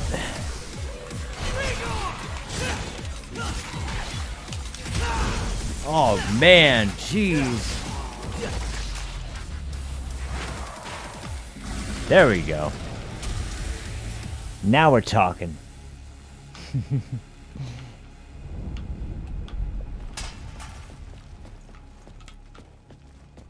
Okay. Alright, I think we got everything. I keep wanting to break stuff, but this is not like the other DMC games. You don't just break stuff and get red orbs. It's like... Nah, these fucking things. Hang on a second.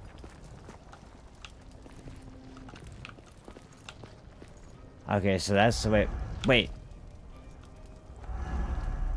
Okay, that's the way we're supposed to be going. Okay. I can't help it though, I want to explore. It's like... This place is huge, but... Aha, okay, here's our, The fuck was that?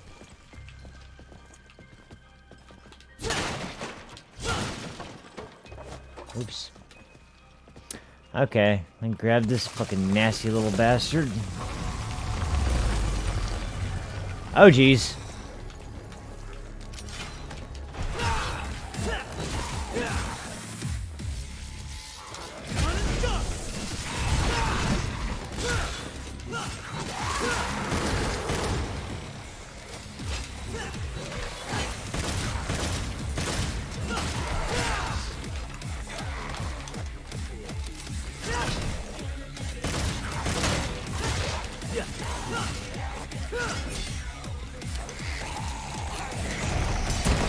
Oh, it finally hit me. That was the force fault, not mine.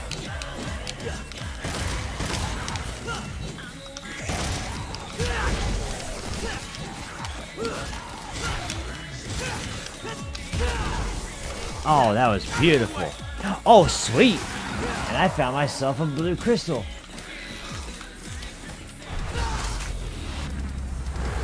Oh, yeah.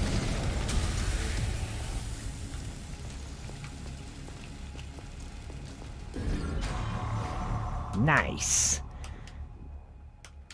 That's two. Two more to go.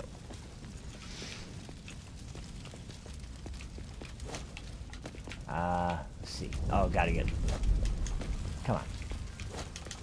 There we go. Alright.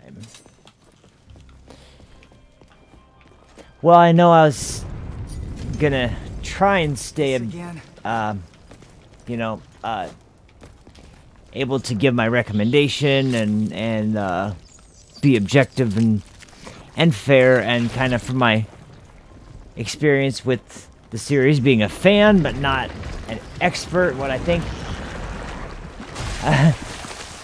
I'm not gonna be able to hide the fact that I think this game is fucking brilliant, and possibly so far, as far as like mechanically and gameplay, the best of the Devil May Cry series.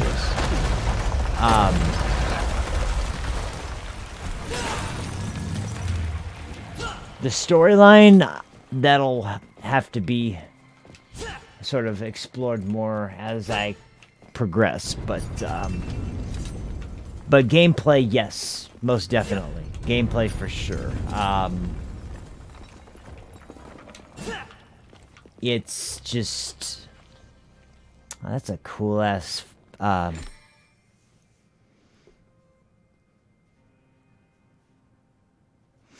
that's for the special missions. Okay.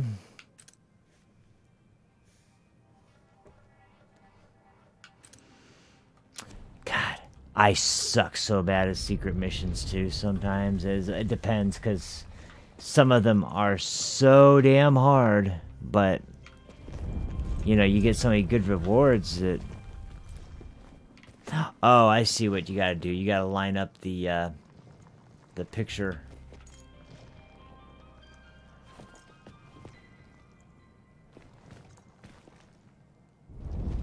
Stand back and...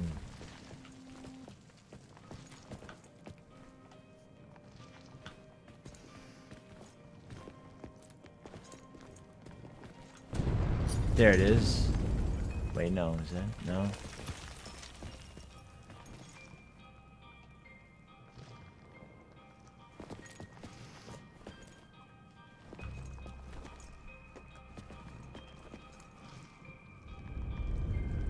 I gotta get that one to line up with that one. It's kind of, man, this is weird. It's hard to get that,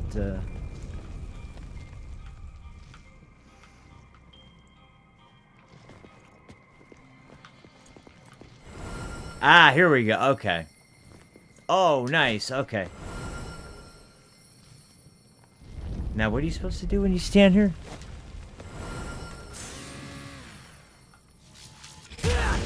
Oops.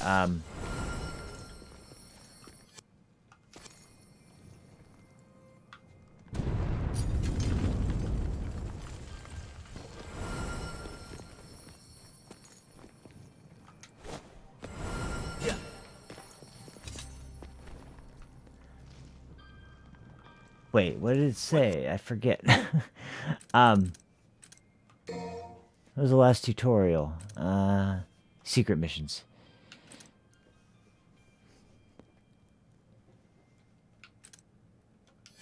Did you say? Oh, you have to line up the angle.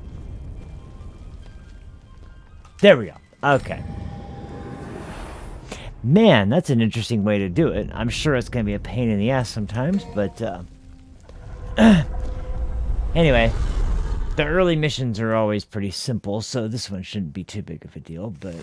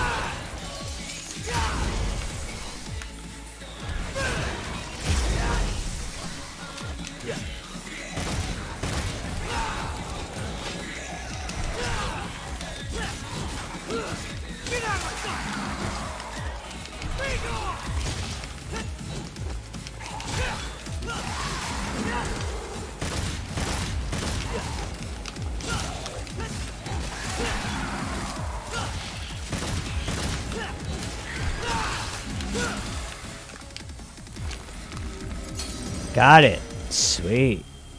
Yeah. All right. One more.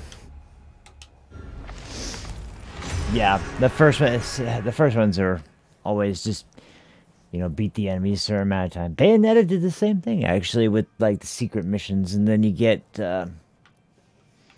upgrades and items that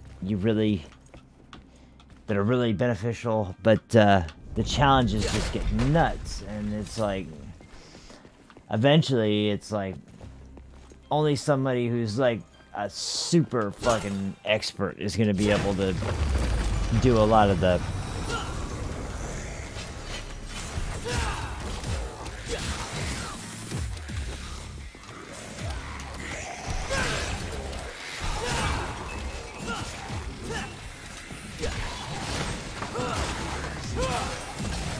Out of the way!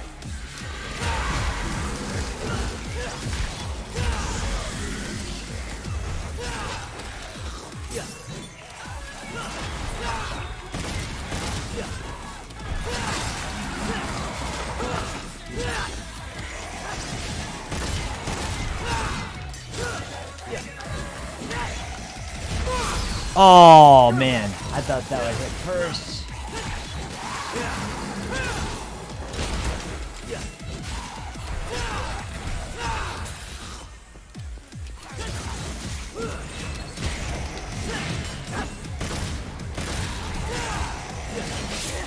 Oh, again.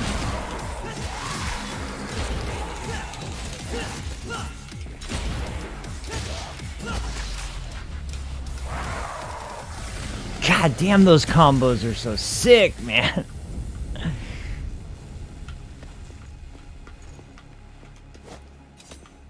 And I said that freaking explosive arm, man. Once he does that blast and he does his twirl, it's such a cool ability.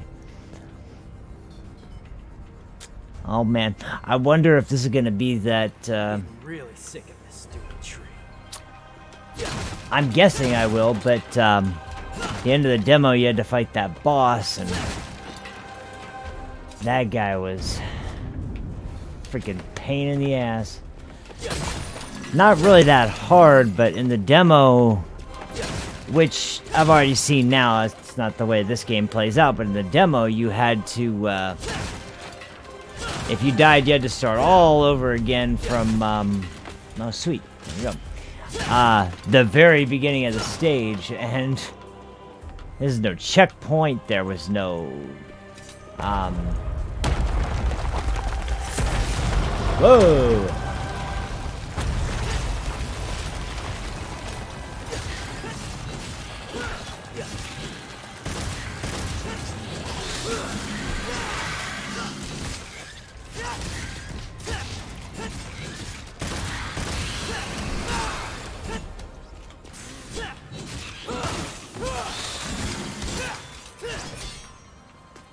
Alright, sweet.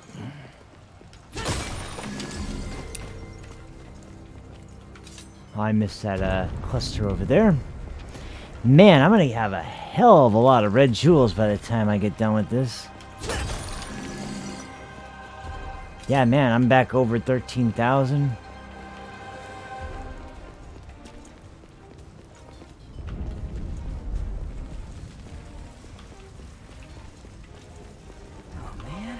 Yeah.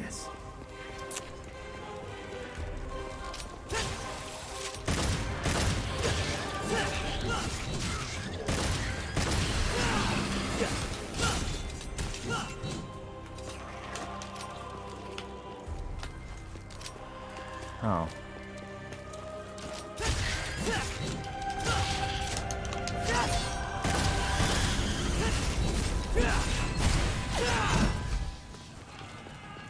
Okay.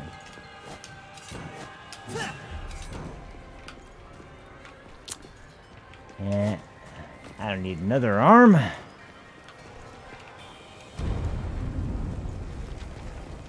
So yeah, this is playing out just like the demo. I'm sure I'm gonna have to fight that boss. But you know what? This is my chance for revenge on that son of a bitch. Even though, I mean, I did beat him, but I had to play through the whole level again. And granted, it wasn't... Oh, shit. It wasn't nearly as long as it is this time, because it was just a demo, but... whoa! Oh, these guys look fun.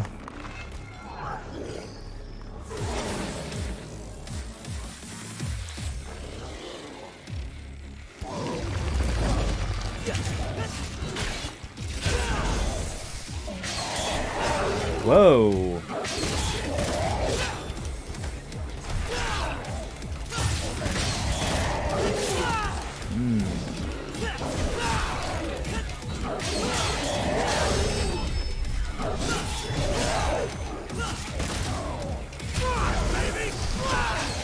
Ow. Nope.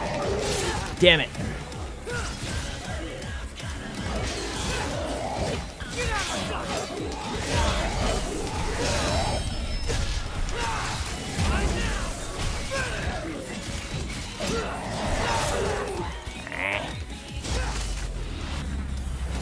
Man, their attacks were hard to dodge. They had such a wide arc.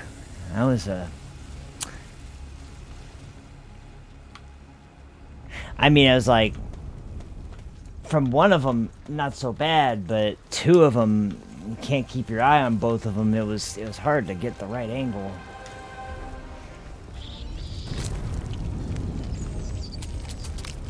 I'm gonna have to avoid at least Dark Souls, playing it extremely consistently while I'm playing this game, because I'm still a little hesitant sometimes with the controls. So I want to push B or a circle or whatever to dodge instead of... Arm is pretty sweet. Yes, it is. I honestly like it more than your regular devil arm. Even though your devil arm was sweet as hell too, I will admit that,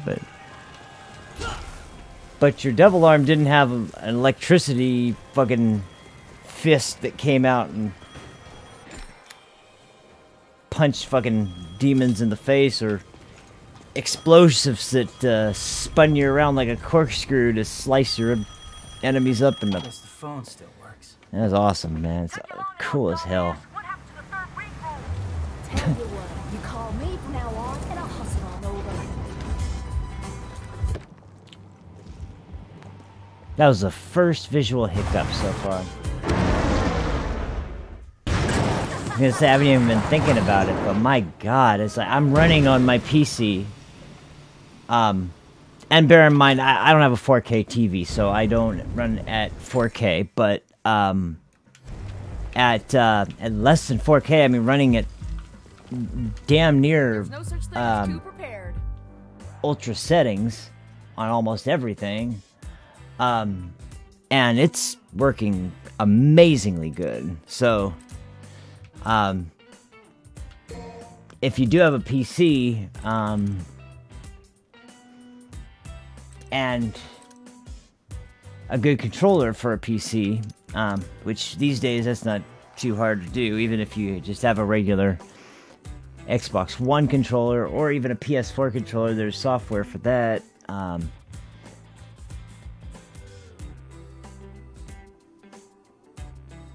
Oh, I really need this. That's half my red orbs. I'm gonna keep that in mind, because I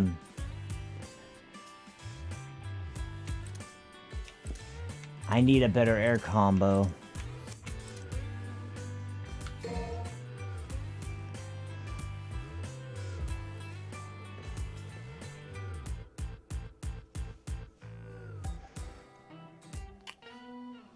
Might not be a bad idea to get that too, so...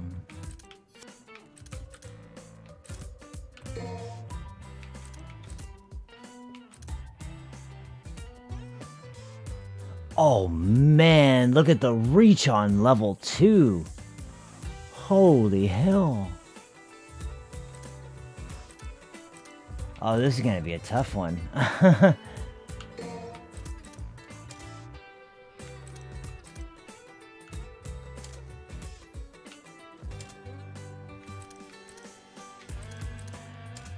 Okay.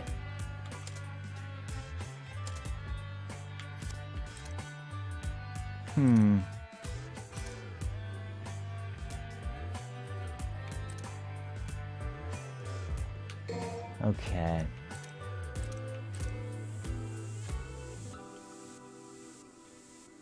Okay, that is just... that's too invaluable. The increased range for the pull, that's just too good. Whoops. Okay, so now we got Exceed 2.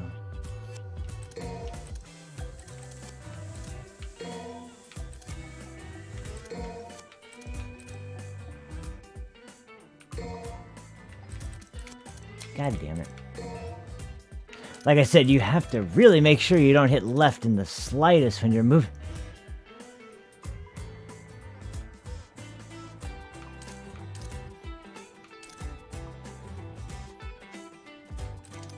Okay, I can't get that yet, but we'll save that for later.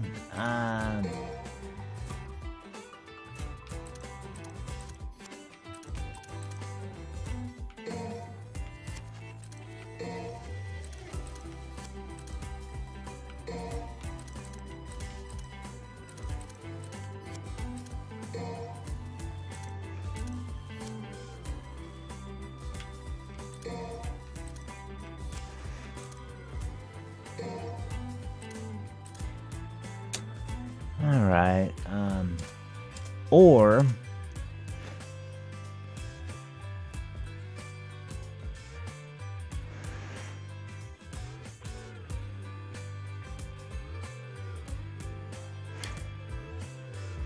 So in every game you can buy 6 blue orbs from the vendor, and they get increasingly more expensive. So getting them early on from the vendor is usually a good idea to give you that health boost early on, so you can save your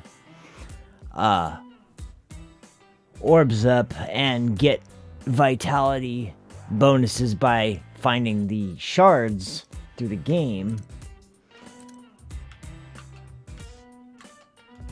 But, okay, 3,500. That would leave me about 2,600 something.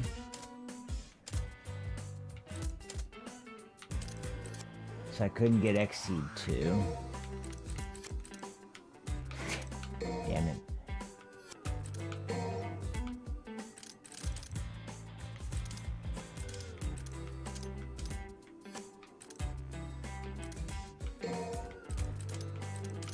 Okay, just about the only thing that I could get is something I don't really need, so...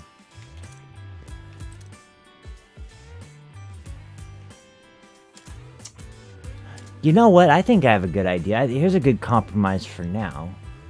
How about I do it like this? I'll go ahead and get Exceed 2. And then...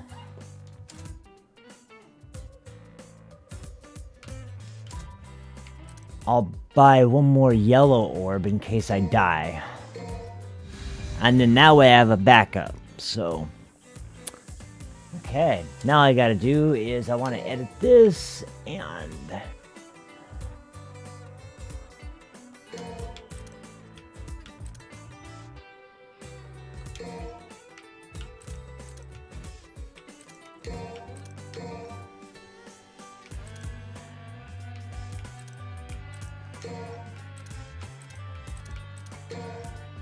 There we go.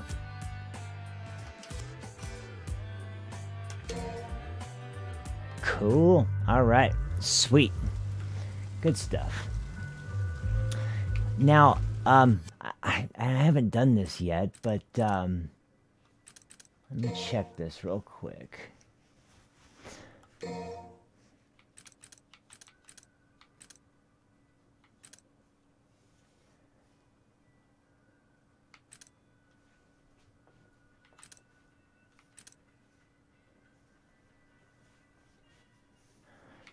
Yeah, man, wire stuff. Man, that reach is so nice. That's going to help out a lot.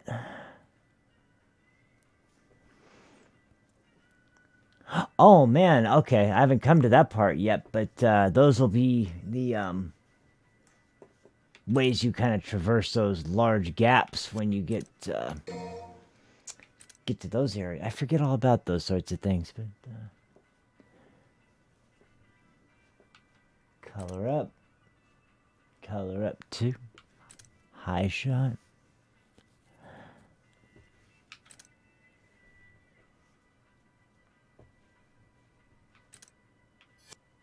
Okay, I was wondering why sometimes those shots went with just a few shots, and sometimes it would end with explosions around them, and that's when it's fully charged. There's like a bunch of little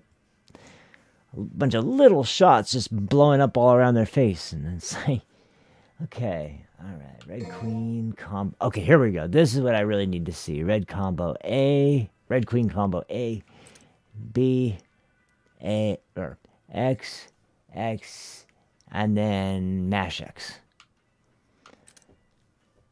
and then air 3X. No, that one.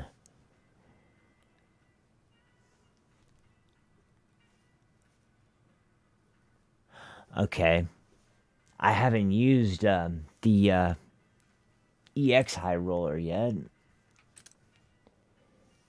Or EX Streak, for that matter. Man.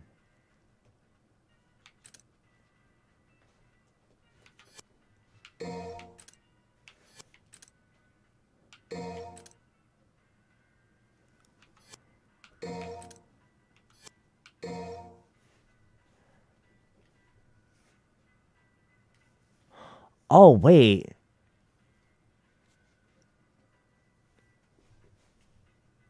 Wow, I didn't even know you could do that. Okay, so after you land an attack, after it's been charged with Xseed. So there's one charge. There we go. Nice, 2 charges now.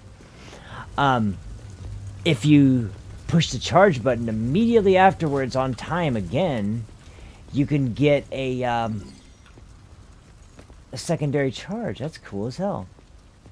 Let's see what this looks like. Oh, damn! That is awesome. Okay, here we go. It's time for big boss battling time. This will be a great, great spot to end it on, too, so.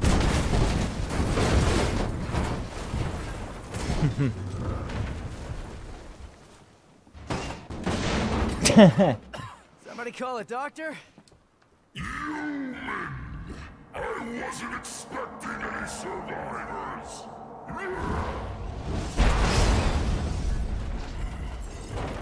I'm sure you weren't, you Sorry big to sack of disappoint shit. ya. Hey, you happen to see a guy around here, about this big, uses a cane?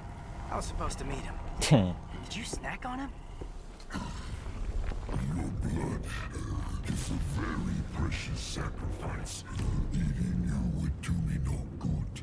I must have a last drop to rule the underworld as king. King? You? I love that shit. I don't know. I mean, you're a big guy and all, but you seem more like a knuckle-scrapping fart in the wind than anything else. No offense.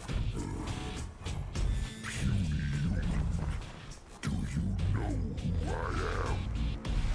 I shall show you the wrath of the mighty.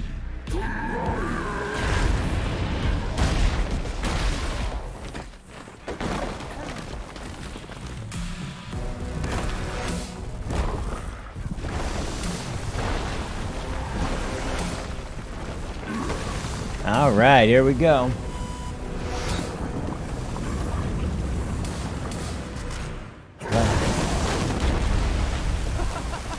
Cool trick. Hey, do you do parties?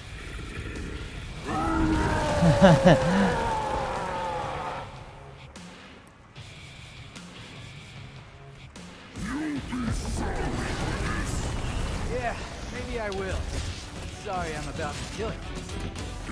Out of the way!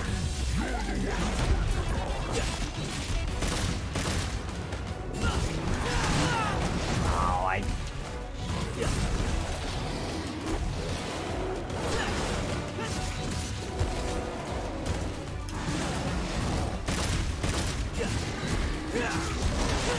Oh, I should have dodged that.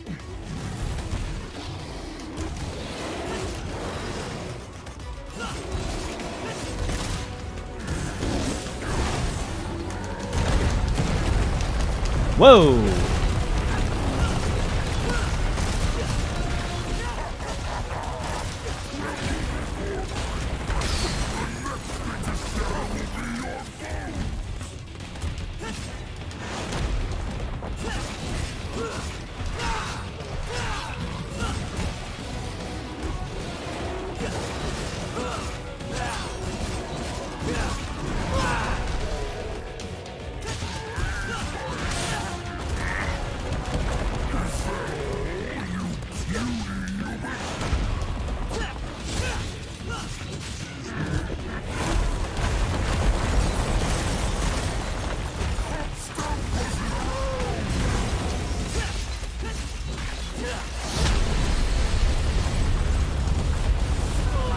Whoa!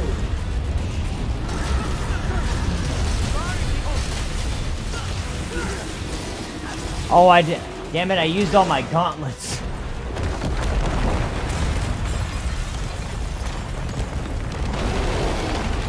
I didn't know it was working, so I... Oh, sweet, there's another one. Okay. Oh, that's right, there's some health over here.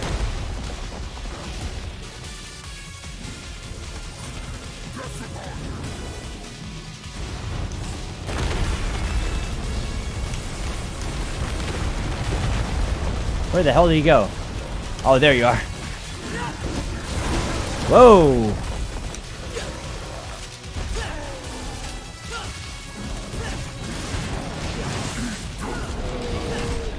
Right in the belly.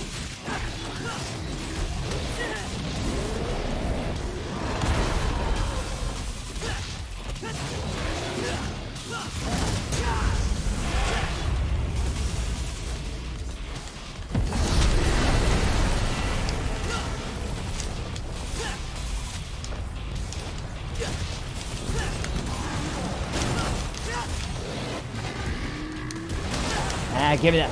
Give me that health.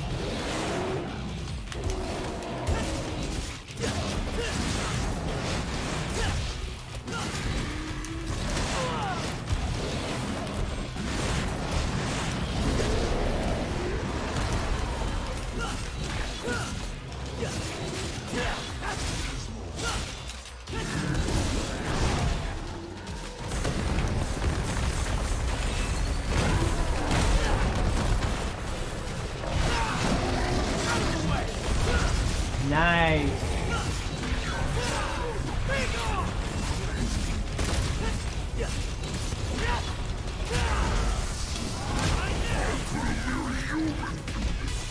Says a mere demon.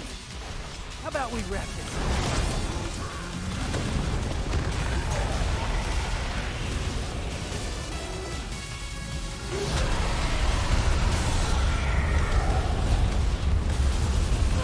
Oh, no, no, no, no, no.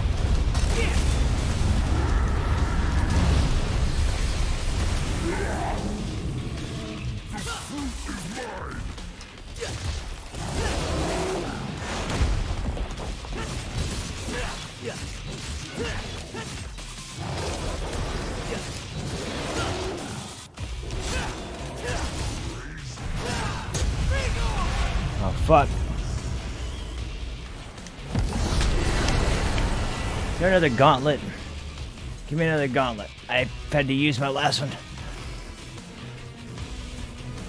I guess not. Damn it.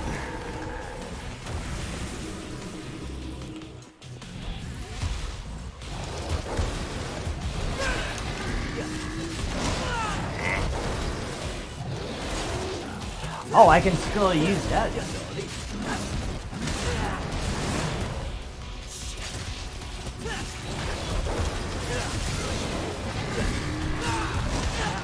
Oh, how'd that miss?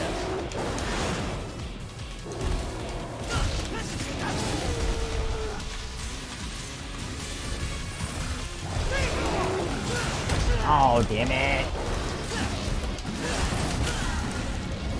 Oh, this is exactly what happened the last time I fought him. He was down to no health.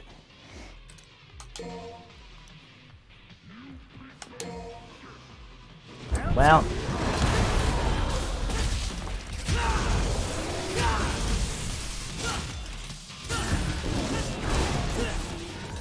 Alright, asshole. Oh shit, my controller, not again! Are you kidding me? You're eating garbage now? Got some weird taste. Jesus. Right in the belly, bitch. Wow. Oh, man. I need to get a new USB hub for my, I think it's the port. Oh, well.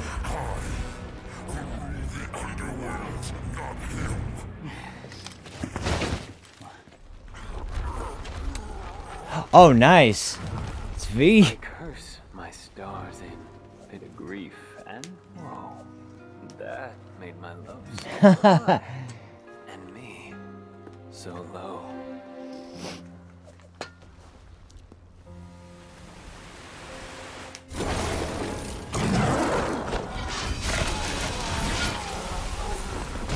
Oh, man.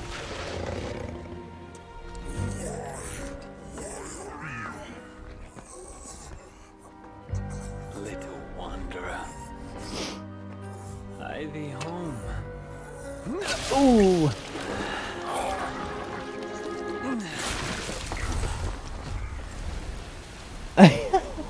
Nice. Thought I was gonna have to pick you out of his, tummy teeth. Pardon my delay. I was catching up on some reading. Yeah, looks like a real page turner.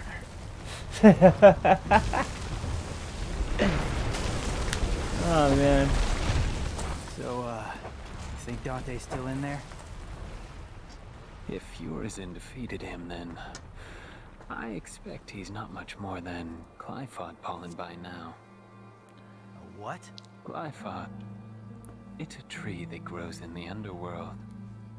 It thrives on human blood, and those whose blood it sucks, well, let's just say they don't turn out too well. Huh. Well, in Wow. any case, we need to find out. If Dante's alive, we'll save him. If not, we don't. Wait. First, we need to exterminate some Glyphod roots. I hope I can play as that guy, man. V, what the hell are you?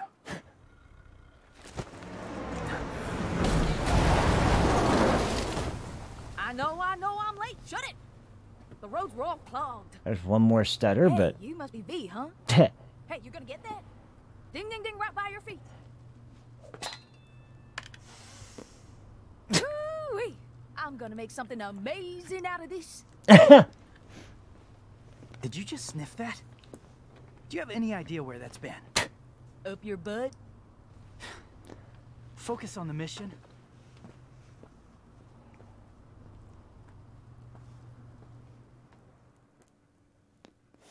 Okay. Well. Sucks I had to use a yellow orb, but... meh. Oh well. Beat the mission, and, man, that was, yeah, that's exactly why I got a B, because everything got down to 90% instead of 100, so that sucks, but oh well. Sorry, as you can see, I was freaking. I don't think that was what cost me my life, to be fair. I think that was just I think that just was a really bad situation at the end there, but yeah, that was strange. That was a strange setup, but anyway, wow, man, so, as I said, final verdict, if you are a fan of, action games at all, if you are a fan of hack and slash games at all, this is definitely a game that I would recommend wholeheartedly. I'm really enjoying this. I'm really enjoying this game, and I think it's pretty obvious to see as I'm playing through, you know, what kinds of things. It's like when you're actually pulling it off, it's one of those games that, you know, when you do something cool and you succeed at doing something cool, it's just, it makes you feel so, like, so awesome that you pulled it off, and it's, oh man, they did an excellent job with it. I'm very, very impressed. Capcom has been nailing it with so many of their games lately. There was Mega Man 11, and then Resident Evil 2, and now Devil May Cry 5. Man, I mean, they are just... And the sad thing is, Marvel vs. Capcom Infinite, Street Fighter 5, like, those were some very disappointing fighting games. And then you have everything else turning out to be freaking amazing. It's crazy, but yeah, that's just another example right there. Excellent game. So, yeah, that's Devil May Cry, day one. Like I said, at the beginning, I'm probably not going to live stream this whole game. I I just wanted to do a video of a first impressions video of the actual game, since I did do the demo. And I did like the demo so much that I really wanted to go back and do the game. So, and also, as I said before, I am still planning on doing Bloodborne, the next part for Bloodborne. I also keep forgetting to bring this up, but I just wanted to mention this in case anybody was wondering. As far as Killer is Dead, I really want to do that playthrough, but I have knocked that off the list because the Killer is Dead video was hit with a content ID claim. Now, that's not to say that I'm necessarily angry about it, because it's just another game, and I just wanted to play it, especially being an older game, and a game like Killer is Dead, which is a sort of an underground sort of cult hit game that not many people know about. I kind of thought that, well, this is a great way to spotlight the game a little bit and get some attention to it from some sources after years and years. But when a publisher uses content ID on a video, it's usually for the purposes of claiming advertisement revenue, or it's usually in the case of a mistaken sort of use. But looking at that video, I was talking so much during the video, the volume was down and my mic volume was up, just like with all my gameplay videos. It's not, there's no way in hell that it should recognize that video as being just a rip of the music or a rip of gameplay, video segments, cutscene segments, whatever. So the reason I have such a staunch stance against this, though, is that for a channel like ours with like less than significantly less than even 100 subscribers, which, by the way, we're either getting close to or broke 60. And for me, that's actually kind of exciting. So thank you to everyone who has been subscribed to the channel now and has been watching the videos. I appreciate that so much. I know MLA and Predator have really been doing a lot of the legwork, and like I said, I've fallen off the radar, and I'll explain why when I close this video out. But before I do, just last thing about this subject, when a company does that to a channel that is so tiny, where even if, let's say, yeah, you did succeed at claiming your content and you're going to monetize the video. Okay, now what? You're going to get nothing because the whole channel doesn't pull in enough views to make money. There's no way that you're going to benefit at all from this in the slightest. There's literally nothing that you could gain from this. But the system is set up in a blanket system where it's the content ID system itself while I understand why it's there, because of the idea that, you know, it recognizes specific things. But the problem is, once again, that, you know, leaving it out of the hands of people and into the hands of an algorithm, or into the hands of just basically something that is a pattern recognition, and just using that to dictate issues of monetary transactions, that's not only incredibly lazy, but it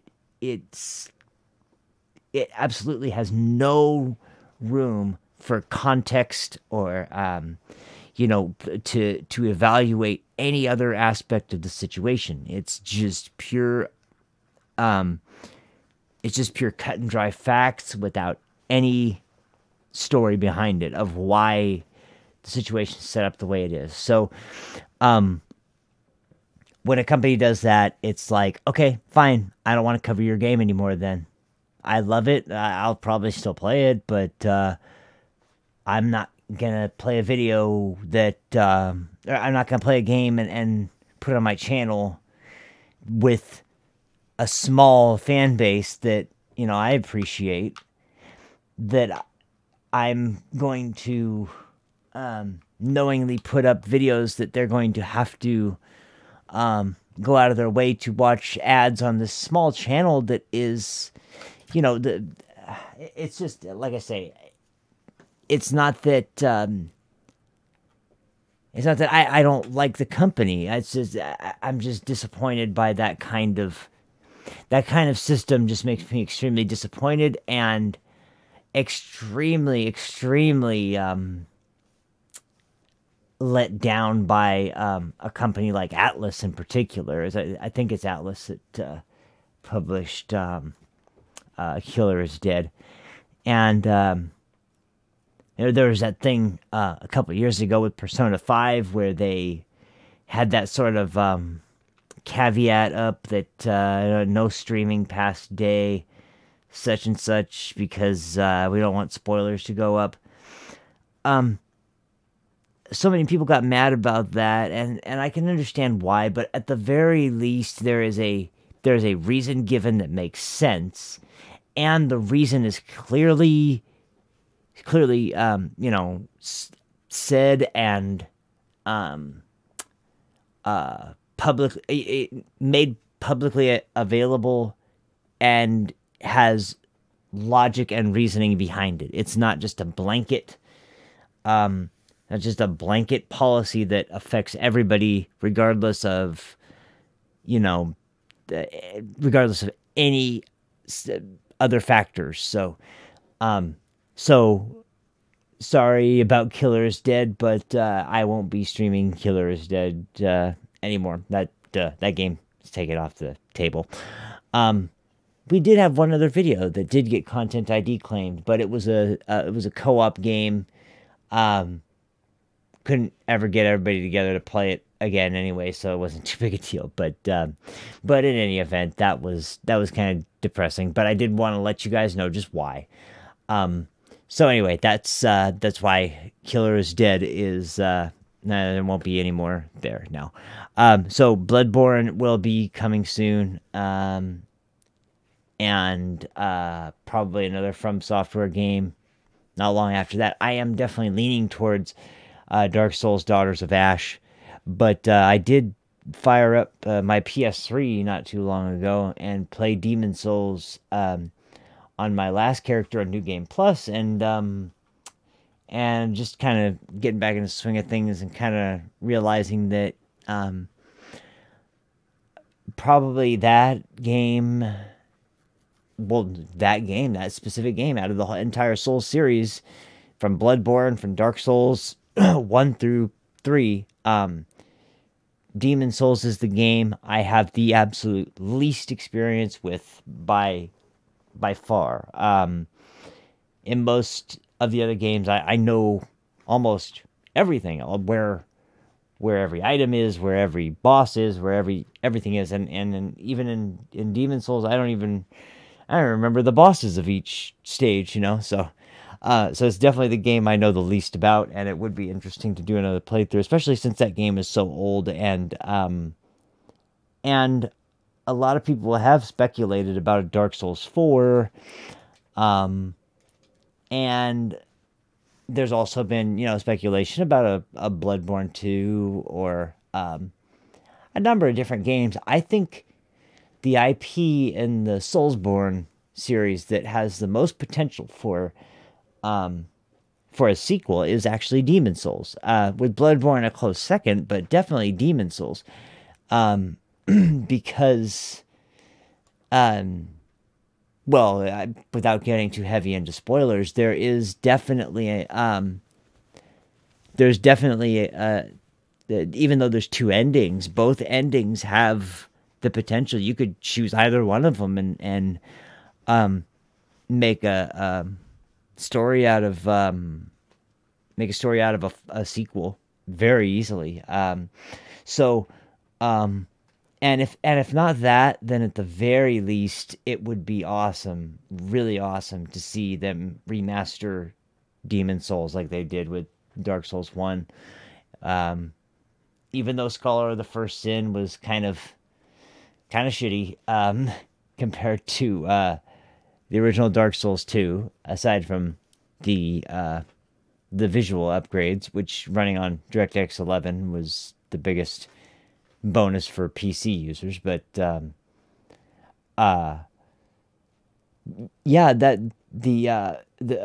Demon Souls excuse me, Demon Souls most definitely has the most potential for a follow-up of some kind. So it would be awesome to see that. So anyway, so expect something like that in the near future.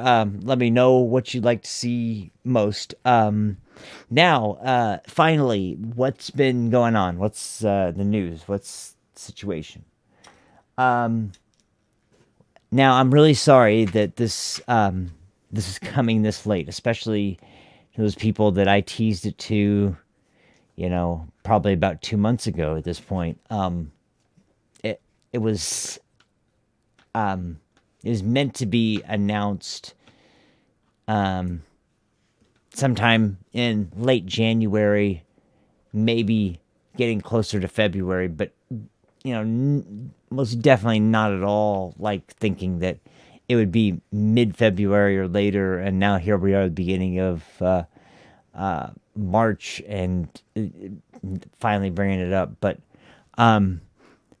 in all actuality, January in particular was a really bad month. It was just a really, really bad month for a ton of reasons. Mostly personal reasons and some financial reasons and things like that. I don't want to get into it. I don't want to get into a big sob story about bullshit. But point is that I got held back pretty badly from a few things that I was really making a lot of headway on and thinking that I was close to being finished with. I'm only to get blindsided and thrown off track and just unforeseen circumstances leading to a bunch of problems. And so here we are. But the good news is now I am signed up and everything's in place. So what's the news? Well, okay. I am going to be starting a podcast very, very soon. I'm already signed with a media host. I have a system set up for a weekly podcast to be 45 minutes to an hour long. Now, as far as day and time, I'm not 100% sure on that yet, although it's looking like it's going to be Wednesdays. But I cannot say 100% for sure if it is going to be Wednesdays or not. But That's my best guess at this point, but it could change. Now, what does that mean for the big picture of channel and everything else? Well, here's what ultimately is going to be happening as far as like the workings of it and how it will pertain to the channel and work together with Transatlantic Gaming. First of all, Transatlantic Gaming isn't going anywhere. There's really going to be no changes to Transatlantic Gaming whatsoever, except for maybe some images and videos being rearranged, kind of giving the page, the YouTube channel, a sort of a facelift, and also getting the Twitter page a little bit more active, because I know that MLA and J too, but especially MLA, I see constantly, just by word of mouth or word of text on PSN, promoting the channel that way. And I gave everybody the information for the Twitter page, but no one really uses it. And I used it most of the time, but even I haven't used it in a long time. But that should change. We need to start including the link in our videos and things like that. But yeah, the YouTube channel, Transatlantic Gaming, that's not going anywhere. Me and MLA and Predator are still 100% going to be the contributors behind Transatlantic Gaming. We're still going to be doing everything we've been doing. Hopefully stepping on the gas a little bit, but that's another aspect of the podcast that I'm hoping is going to kind of lead to my ultimate goal, which is a sort of co-promotion, or even in a larger sense, co-branding, essentially, where the podcast will be sort of a show that promotes Transatlantic Gaming and vice versa, because they're going to be linked under the same umbrella to some extent, because I'm going to be involved in both in both projects. There's going to be a ton of crossover information. MLA and Predator both have volunteered, and both of them I would like to have as guests on the show within the first couple weeks of the podcast going live. And it's not going to be a situation where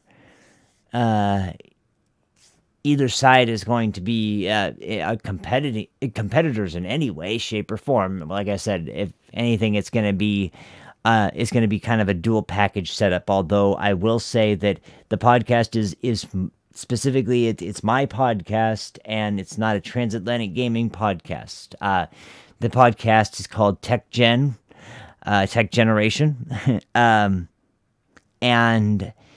it is going to be focusing on primarily gaming, media, and technology, and news and information surrounding those particular areas of interest.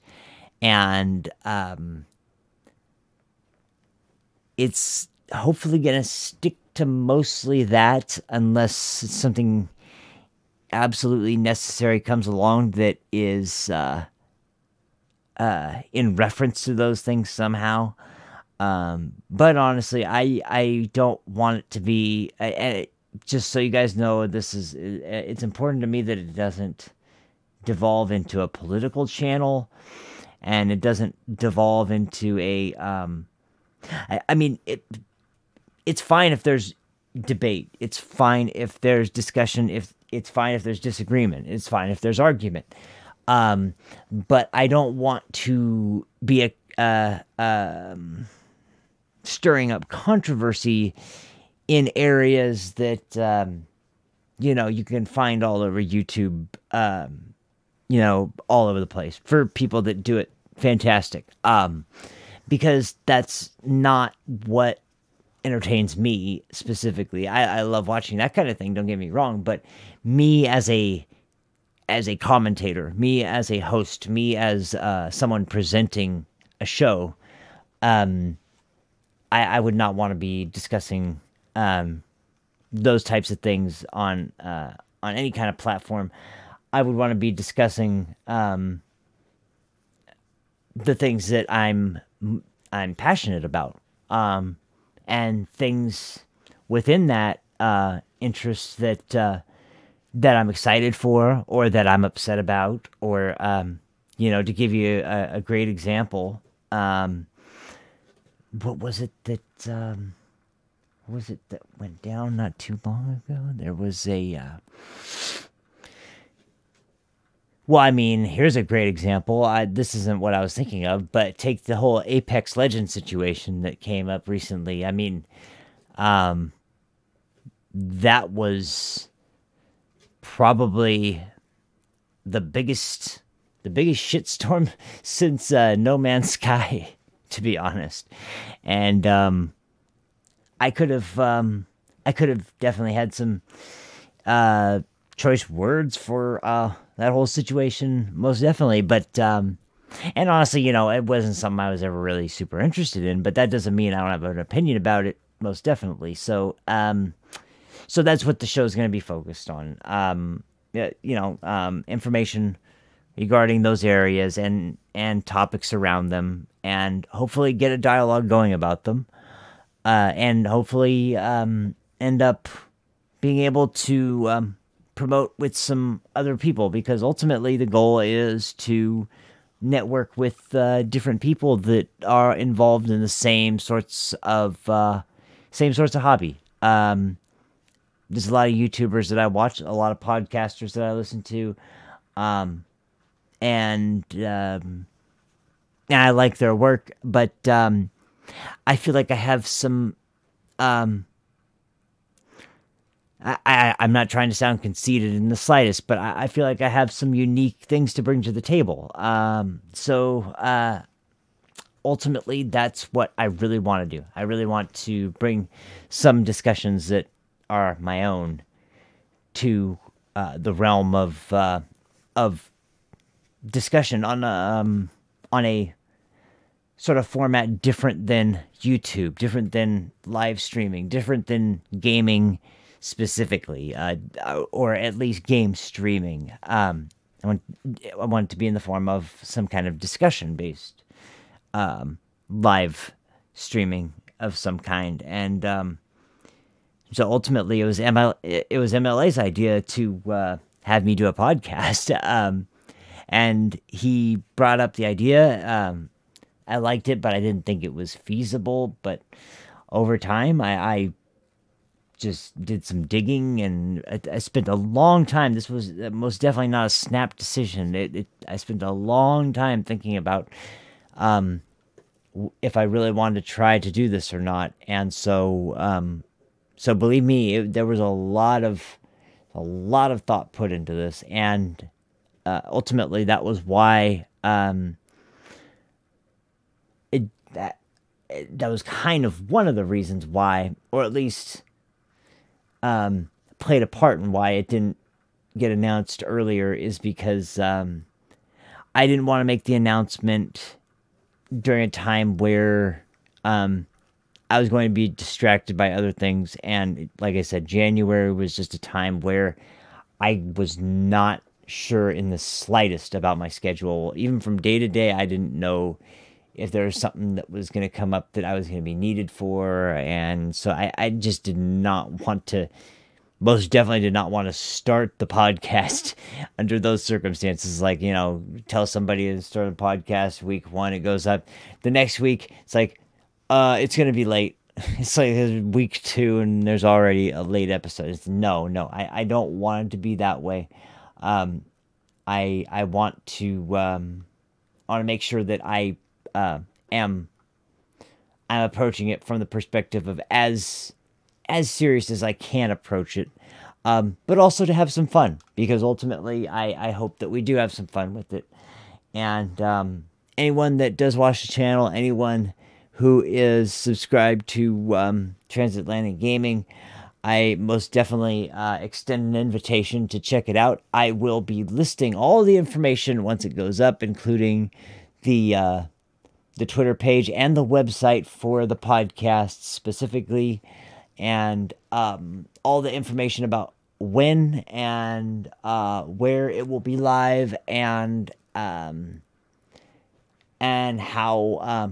best to go about getting to it, and what to expect from the show. So all that will be coming within the next probably, I'm hoping by 2 weeks at the latest. I'd love to be able to get rolling by next week, but I don't want to say next week for sure if I can't picture for sure in my head that will be good. And even though I've got a lot finished, there's still quite a bit left to do. So yeah, I will be working on finishing everything up, and as soon as it's ready to go, I will let everyone know all the information, and I really hope to see all of you guys there. So that is it for this stream, and that is it for the announcement. And man, wow, this has been a really fun session. Man, I'm glad I decided to do this stream. I'm very glad I decided to do this stream. Thank you everybody for watching. I really appreciate it. Thank you guys for all the support. It's been really, really awesome lately. Thank you so much, everybody. Appreciate it. Tons. Special thank you to MLA and Predator. Thank you guys for keeping the channel packed with content while I've been screwing around and having a bunch of bad times and unsure events. So anyway, that's it for today, and I will catch you guys very soon, and have a great one. Peace out.